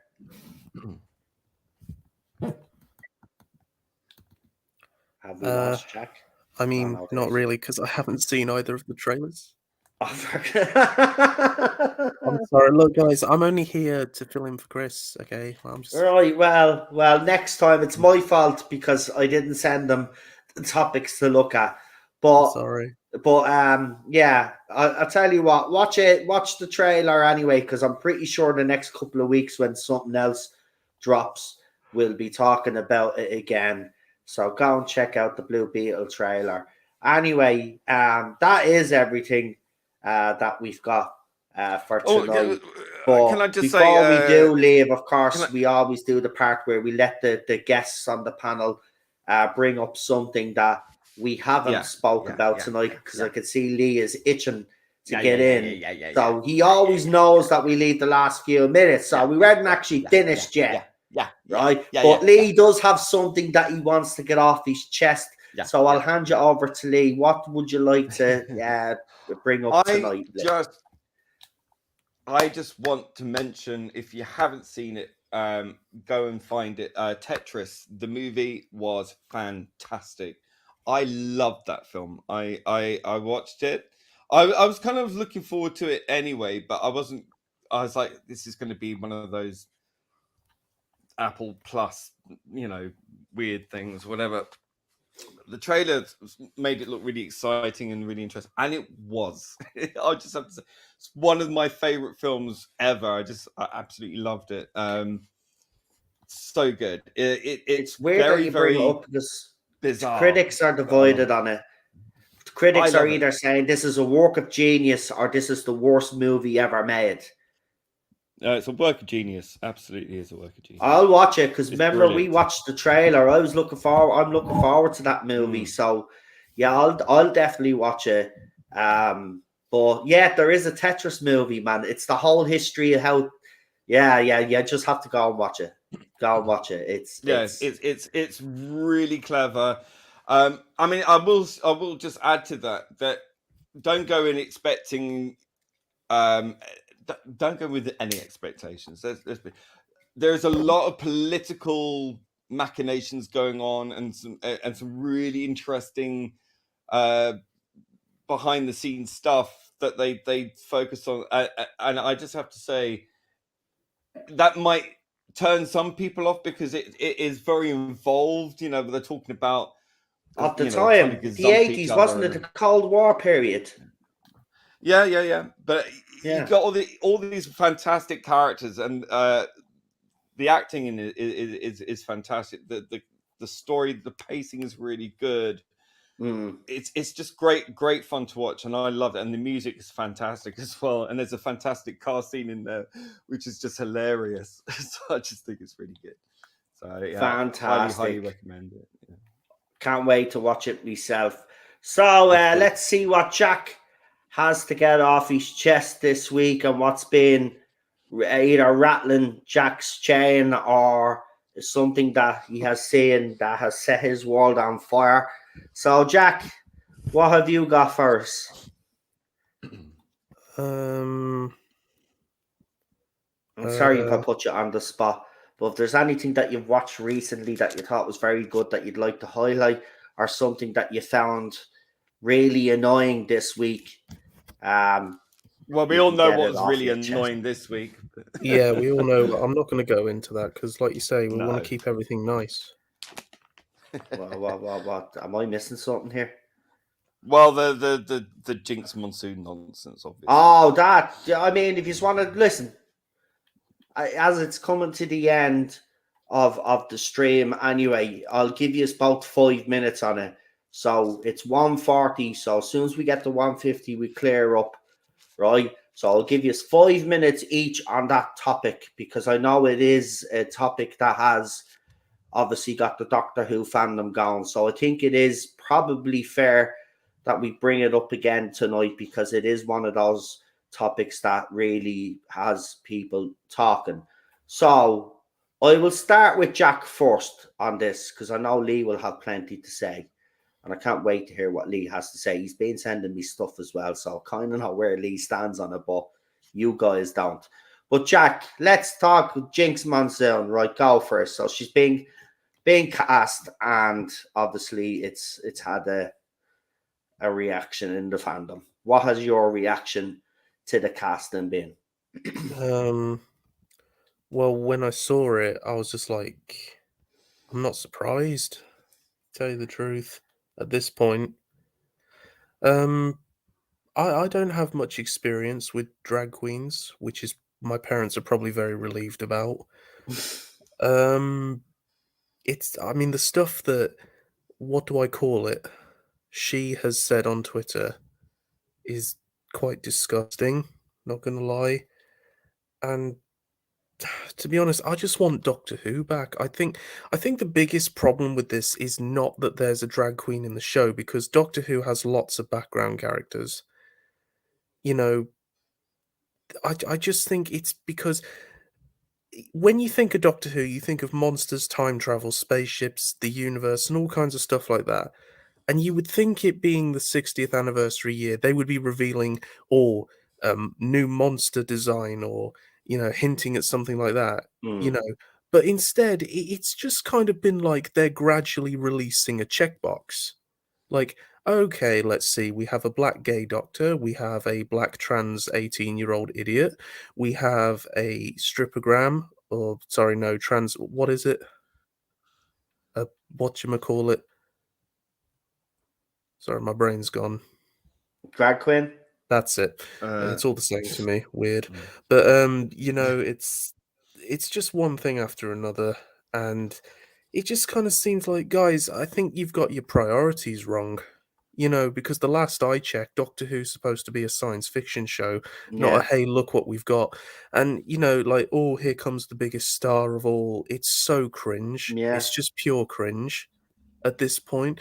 And I hate to say, I've had lots of people messaging me saying, "Oh my God, Jack, you were right. I'm so sorry for ignoring you and like be kicking you out of the main group because you didn't like Shooty." And I'm just like, I mean, I take no pleasure in being right, to be honest.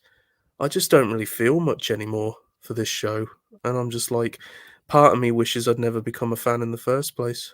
Wow. No, I'm serious. Simple. I'm not saying wow because I'm saying wows because that's how far BBC have driven you away from this franchise. And you're not the only fan to say that, by the way. I've been open about I know it might annoy some people, but I'm not doing it as an activist, trust me. But I've been open about my autistic spectrum disorder. And one of the things is getting obsessed with things, like you love one thing very, very much. My parents used to get very worried, and that thing was Doctor Who. So, everyone's saying like, oh, their heart's broken. It's like, yeah, I know mine is extra broken because, something that actually gave me a passion for living has been taken away. And I haven't had the happiest life. I mean, I haven't had the worst. I mean, Lee probably wins that category, but I mean, it's not a competition. But I haven't had the happiest social life. Let's put it that way. And Doctor Who was one of those things that made me wake up and go, oh, it's brilliant. And I even wanted to design my own game for it. Which is pathetic looking back at it now. But I just think like all that's gone now, and there's this big empty void where something used to be. And some people might say, "Oh, you're overreacting. It's just but the point is, right, is if you don't agree with this stuff, that does not make you a bad person. No, it doesn't. Okay? I would never go up to a trans person and say, "You're horrible, you're disgusting," because I'm not that kind of person. But I think if you're an adult and you come to your own conclusion of what you want to do with yourself, that's your business. But this being forced on kids, there's something wrong with that, and I see that, but that's just my opinion. I No, I fully agree accept. with you. I've been very vocal about it lately, and it's something that I've kind of tried to stay away from because Lee will tell you this. In the early days, I did see this coming, and I brought it up like they're trying to indoctrinate our kids. I said it, and I got criticized heavily, and they even tried to take down my channel because I was pointing this out. I agree with you. Drag queens, Doctor Who shouldn't even be in the same sentence. No, because it's a family show, and Yeah. it is. It's something that anyone and anything can sit down and watch. That's what it always was. But now it's just become all about what you see on screen. And I am sorry if this is going to offend you. The Doctor is a straight white male. I'm sorry. That is who the Doctor is. If he wants to travel with a non-binary, non-conformative XYZ_3Q38256, then he can do that. I don't really bloody care. But I am just sick and tired of losing characters that I used to love and being told, well, it can't be you anymore because you're inherently evil, for something that I had no control over. Now, I'll admit, I've said and done things in my life I'm not proud of that I shouldn't have said. But what I'm noticing is it seems perfectly okay to say those things towards us. But in another direction, oh dear God, you're a disgusting human being, you're this horrible person. As far as I'm concerned, something is only bad when there's hostile intent behind it. Yeah. If you say something and you're just meaning it as a joke and it's light-hearted humor, then fair enough. If you're doing it like, oh, you filthy, insert whatever you want, then yeah, that's you being hostile. But, that's like, I would never say that to a drag queen. I just personally would feel very uncomfortable. And that's me personally. I've never felt comfortable around this kind of stuff. It's just alien to me. And I'm not looking forward to seeing it in Doctor Who. I'm not. Now, it could be something small, like this character could play an alien, for all we know. Could be in complete makeup, could just be doing the voice. And if so, fair enough. But if that's the case, why do you have to make such a big deal about who it identifies as? Because you're doing it on purpose. You're saying, look at us, look what we've got. And I'm sorry, Russell, but we don't care what you've got. We just want to see good Doctor Who. That's all. And if that has become too much to ask for, well, shut the doors, pack up, and throw leave. away the Oh, key. yeah, exactly. Because Shouldn't it's have time brought to it back. go. Yeah, It's I time agree. to bloody go. I agree. If they don't have the best intentions for the show, as I've said, then why come back in the first place? Why drag it through more of this mess that we've had the last 5 years? It makes no sense. But Look, again, I just want to say, sorry, Nola, I just want to say, look, Russell, I get it, you hate the Tory government. I'm not a political expert. I don't understand the history of the Tories or the Labour Party or anything. I'm ignorant. I'm in my own little world, okay? But to be honest with you, Russell, I just feel like, you could have Tory viewers of your show, whether you like it or not. And to make out that you hate them isn't really the best idea. no, it's not a good strategy. No, you're absolutely right. You don't attack your audience. I don't care some what of your happened audience. to you when you were a Half baby, the audience. or what happened, that made you think, oh, I've got to bite back against this, right? At the end of the day, it's irrelevant. You are running a show that is meant to be viewed by a diverse audience, and if you are actively pushing against a certain part of that audience, you're going to lose them. Exactly. And right. I'm sorry, Russell, but you're 62 years of age and you're acting like a bloody child. I'm just going to call it. I've been on your Instagram and I've seen how you respond to people that don't like what you say. Oh, sorry, rip your following, kiss, kiss. Oh, you're so funny. You're so funny. And, I blocked him. I blocked him in having Instagram. smoke. Have you? Yeah. Like, Wow. you're so used to having Fed up smoke with it. blown up your ass. You don't want to listen to negative criticism. No. Just like the BBC when they hide all the negative comments for Jinx's casting. Now, I'm not talking about the over-the-top comments. They had every right to block them because I think they're disgusting.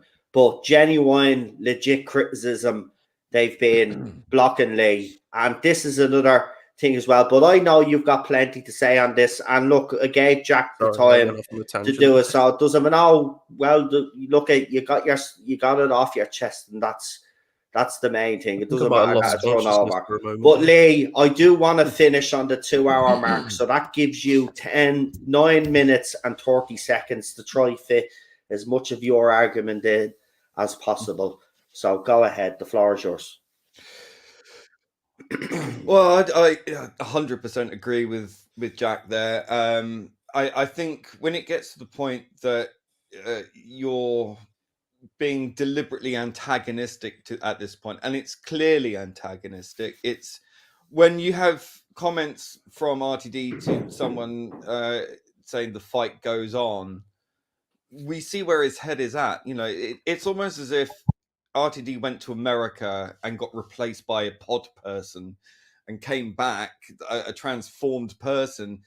No, he's always been a political lovey. That's never been any different. But it seems to me he surrounded himself with a bunch of sycophants who are LGBTQ plus obsessed. And unfortunately, a lot of particularly the TQ plus element, are intrinsically homophobic.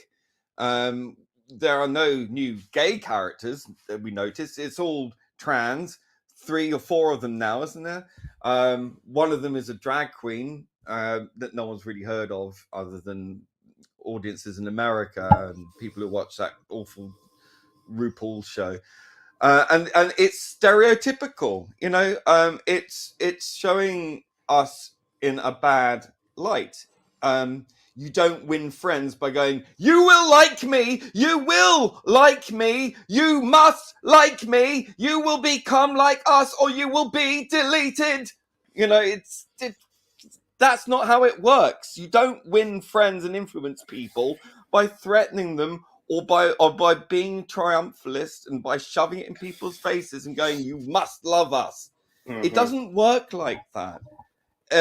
You alienate people. You're actually actively going against us. Exactly. You're actually making life more difficult for people like me because you're presenting a very skewed political, hyper-political, hypersexualized iteration of what it is to be quote unquote LGBTQ plus, whatever the hell that is nowadays. Which anything after the LGB is heterosexual, salty heterosexual. Okay, and he's acting like a quisling. He's enabling these pretty homophobic people, as far as I can see, to infiltrate and to take over Doctor Who as a platform. It's triumphalist. It's done in bad taste.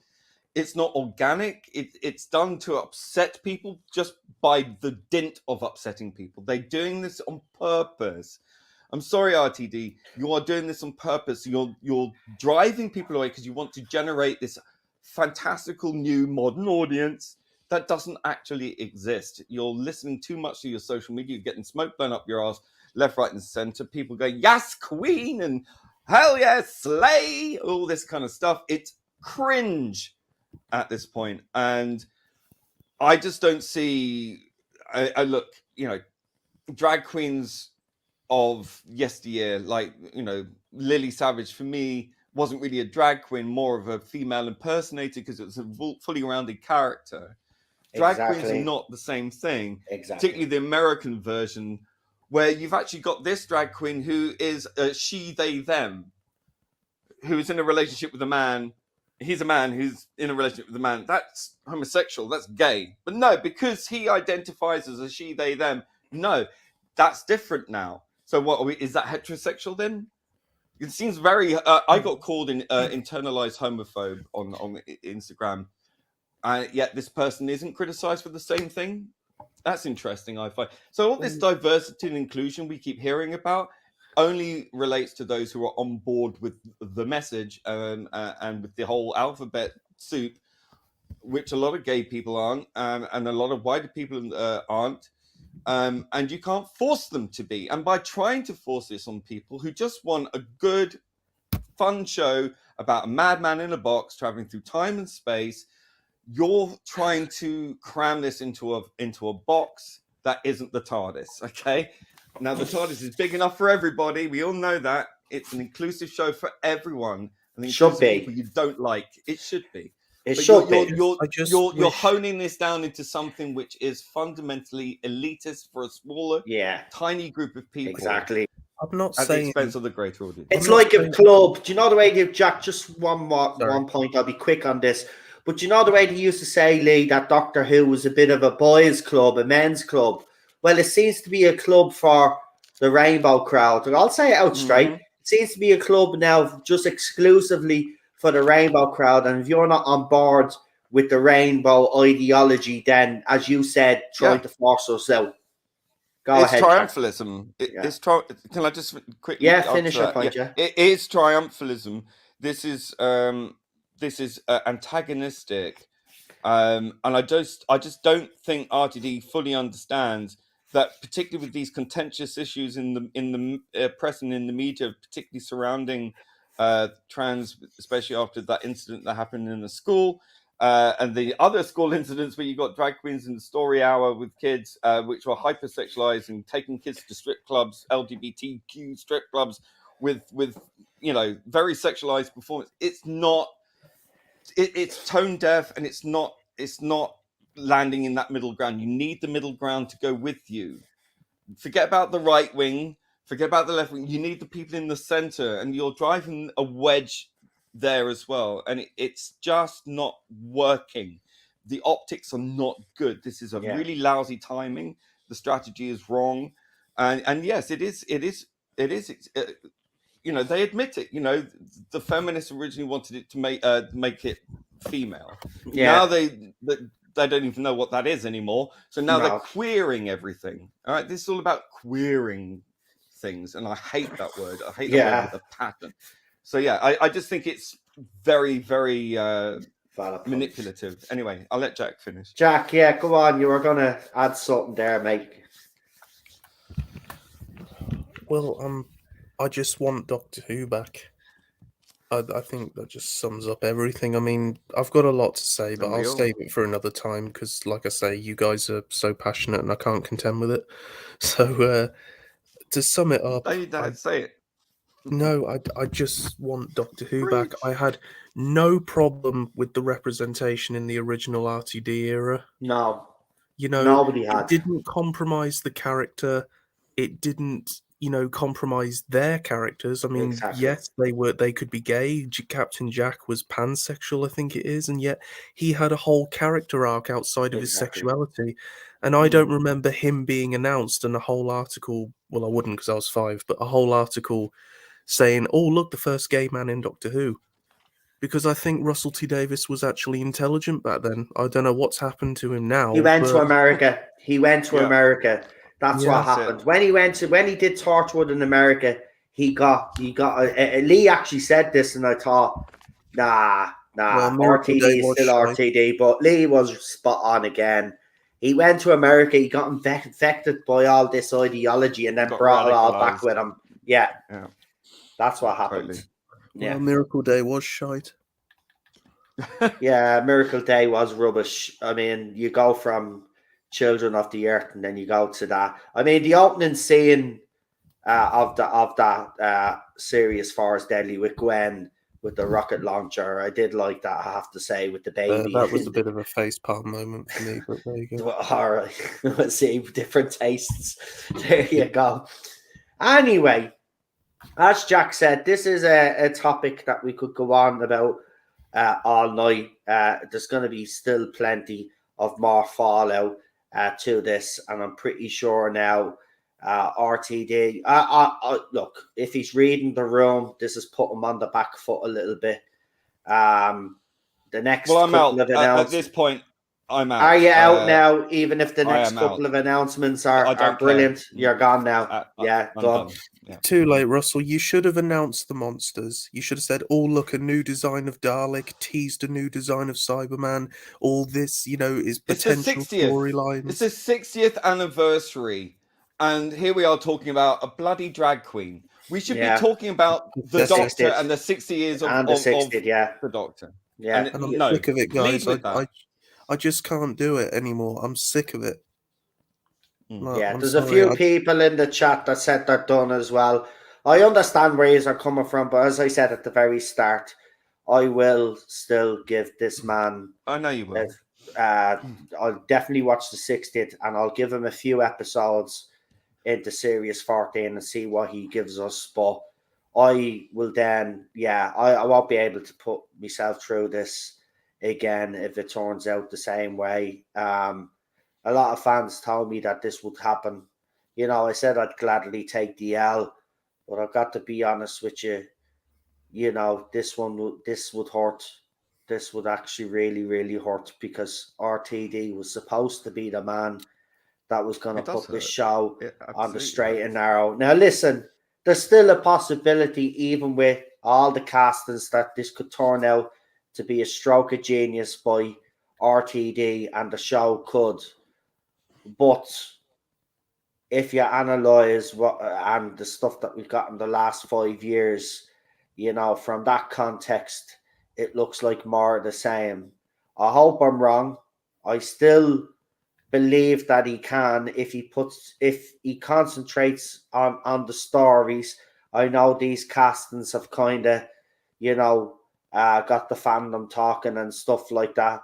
But hopefully the writing itself All I will is say is, Shooty, if you'd have just shut your mouth about race, I wouldn't have had a problem with you. But you just couldn't help yourself, could you? So, well, no respect for Gatwa when he was cast. He had to bring race into it. And I'm not going to lie to you guys, from that moment, I was done. You know, I just decided, right, that's it. I don't like this guy. Yeah, a lot of people keep saying, "Oh, you know, about being seen. Oh, you know, more needs to be done." It's like, well, everything's been done. If you hadn't noticed, What more absolutely do you everything want? is all You've been handed a British institution. What more do you want? I don't want to be seen. You know, at this point, I would be happy if homosexuality, for example, wasn't even talked about. No one should give a shit. No, I Rather, want here we you. are. Go on, It's like, sorry. I want you to be seen, Lee, but as Lee Palmer, not the gay boy. You know, it's almost I don't want to be seen as Jack the autistic. I want to be seen as Jack. I just, you yeah. know, I'd And like I to don't be want to on. be seen as Noel the bad German. I just want to be seen as Noel the Irishman that has a mouth. Well, that comes with being Irish. Yeah.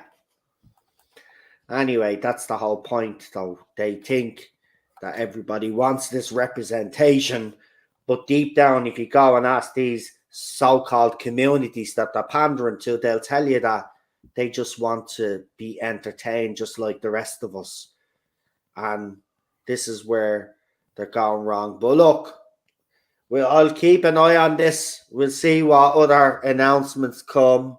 We'll see what the reaction is of fans out there.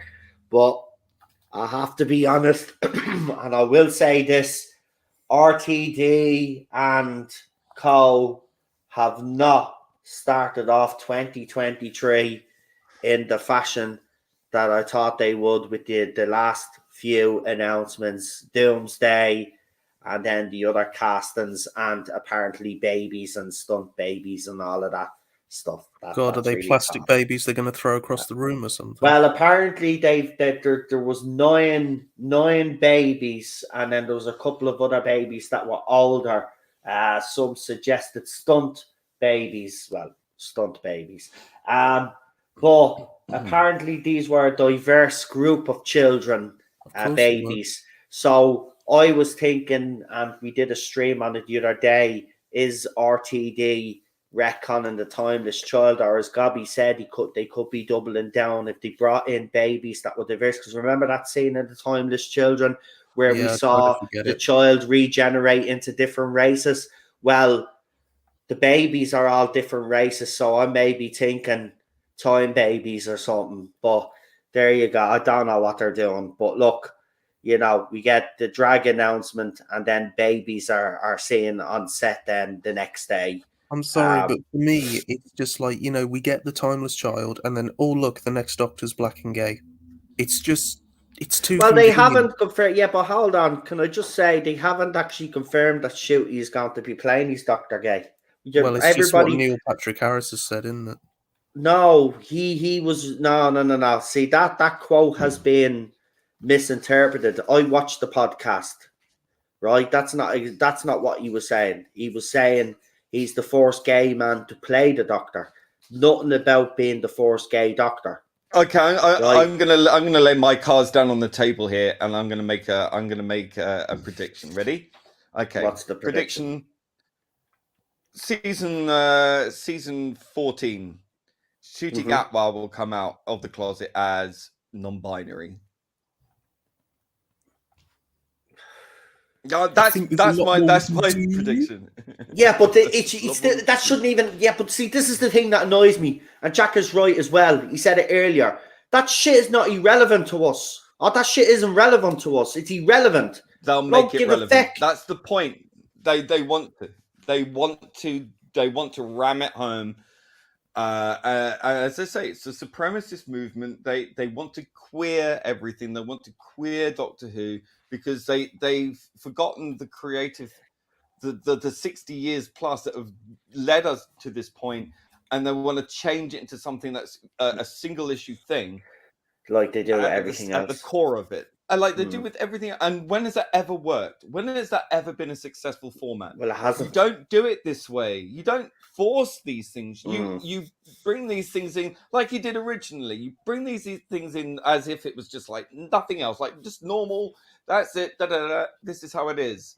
But no, it's announcement after announcement after announcement, and it's just like, do you really need to? Why is this so important? It's not important. You're not making things acceptable by going parading people around like a freak show, and I feel like I'm being treated like a freak show in this regard. All I will say is that for a sci-fi show, the only monster we've gotten so far is a slug that looks like a worse version of those things from Frontios. Oh, and we got Beep the Meep as well, but that's the 6th. Oh, a rat, a furry rat. Yeah, brilliant. Well, Ratatouille too, anyone? Representation.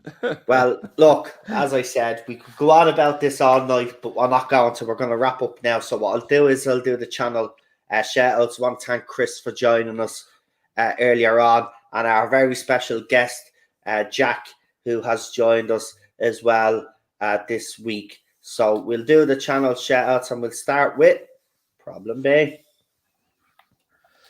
You can find me at Audred on YouTube, AUDRAD. That's at Audred. That's my stuff, and there you can find.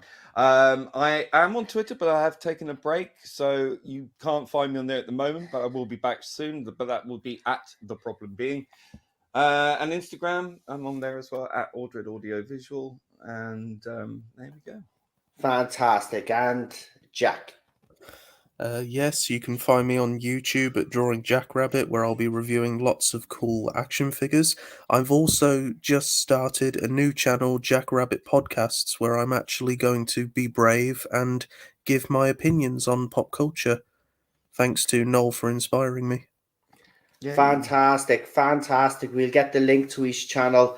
We make sure we get that channel up in the subs. PD, actually, if you could do that for us, put that Jack's channel in there, and we'll all get subbing to the channel. It's called Jackrabbit Podcasts. Jackrabbit Podcasts, folks. If you can find it. I mean, there's no content on it yet. Well, that's what I mean. When it's a new channel, it is actually hard. You'll have to scroll down a little bit till you get to the right one. But you will get it there, folks. And if we'll see, he's put his Drawing Jackrabbit YouTube channel up. If you can find a podcast one as well, PD, the new channel that he's created, that would be absolutely fantastic. But yeah, you can catch me here from Monday to Fridays now, where we, as I said, the movie's on. We'll be back on Tuesday. Jack, don't want to put you on the spot, but you're around this Tuesday, or we leave Alien versus Predator until next Tuesday? It's actually my granddad's funeral this Tuesday, so I Oh, don't think it would be a good idea. Oh, right, shit. I just put my foot in it there, didn't I? No, Well, it's all right. You didn't know. Oh, You for didn't know. fuck's sake. That's Jesus Christ, Jack. Oh, my God. Right. It'll be next Tuesday then. So it won't be this Tuesday. So next Tuesday. So this Tuesday we'll do... we'll start off our Bond franchise because that was the franchise that won. So we'll be starting off with Dr. No. So yeah, if you just want to come and join us for that, and if anybody is interested as a James Bond fan and would like to join me for that panel, let me know. And then the Tuesday after, we'll take a break from the James Bond franchise just to do Alien versus Predator, and that will be with myself and Jack as well. So yeah, we'll leave it there. I put my foot in it, so I'm just going to leave it now for the night. That's an awkward way to end the bleeding stream. So yeah, it's grand. Yeah, you're right. I didn't know, but still, Jesus, that was yeah. Anyway, good night, folks. Have a good one. Enjoy your weekend, and we will see you on Monday. Have a good one. Bye. Bye. Night, folks.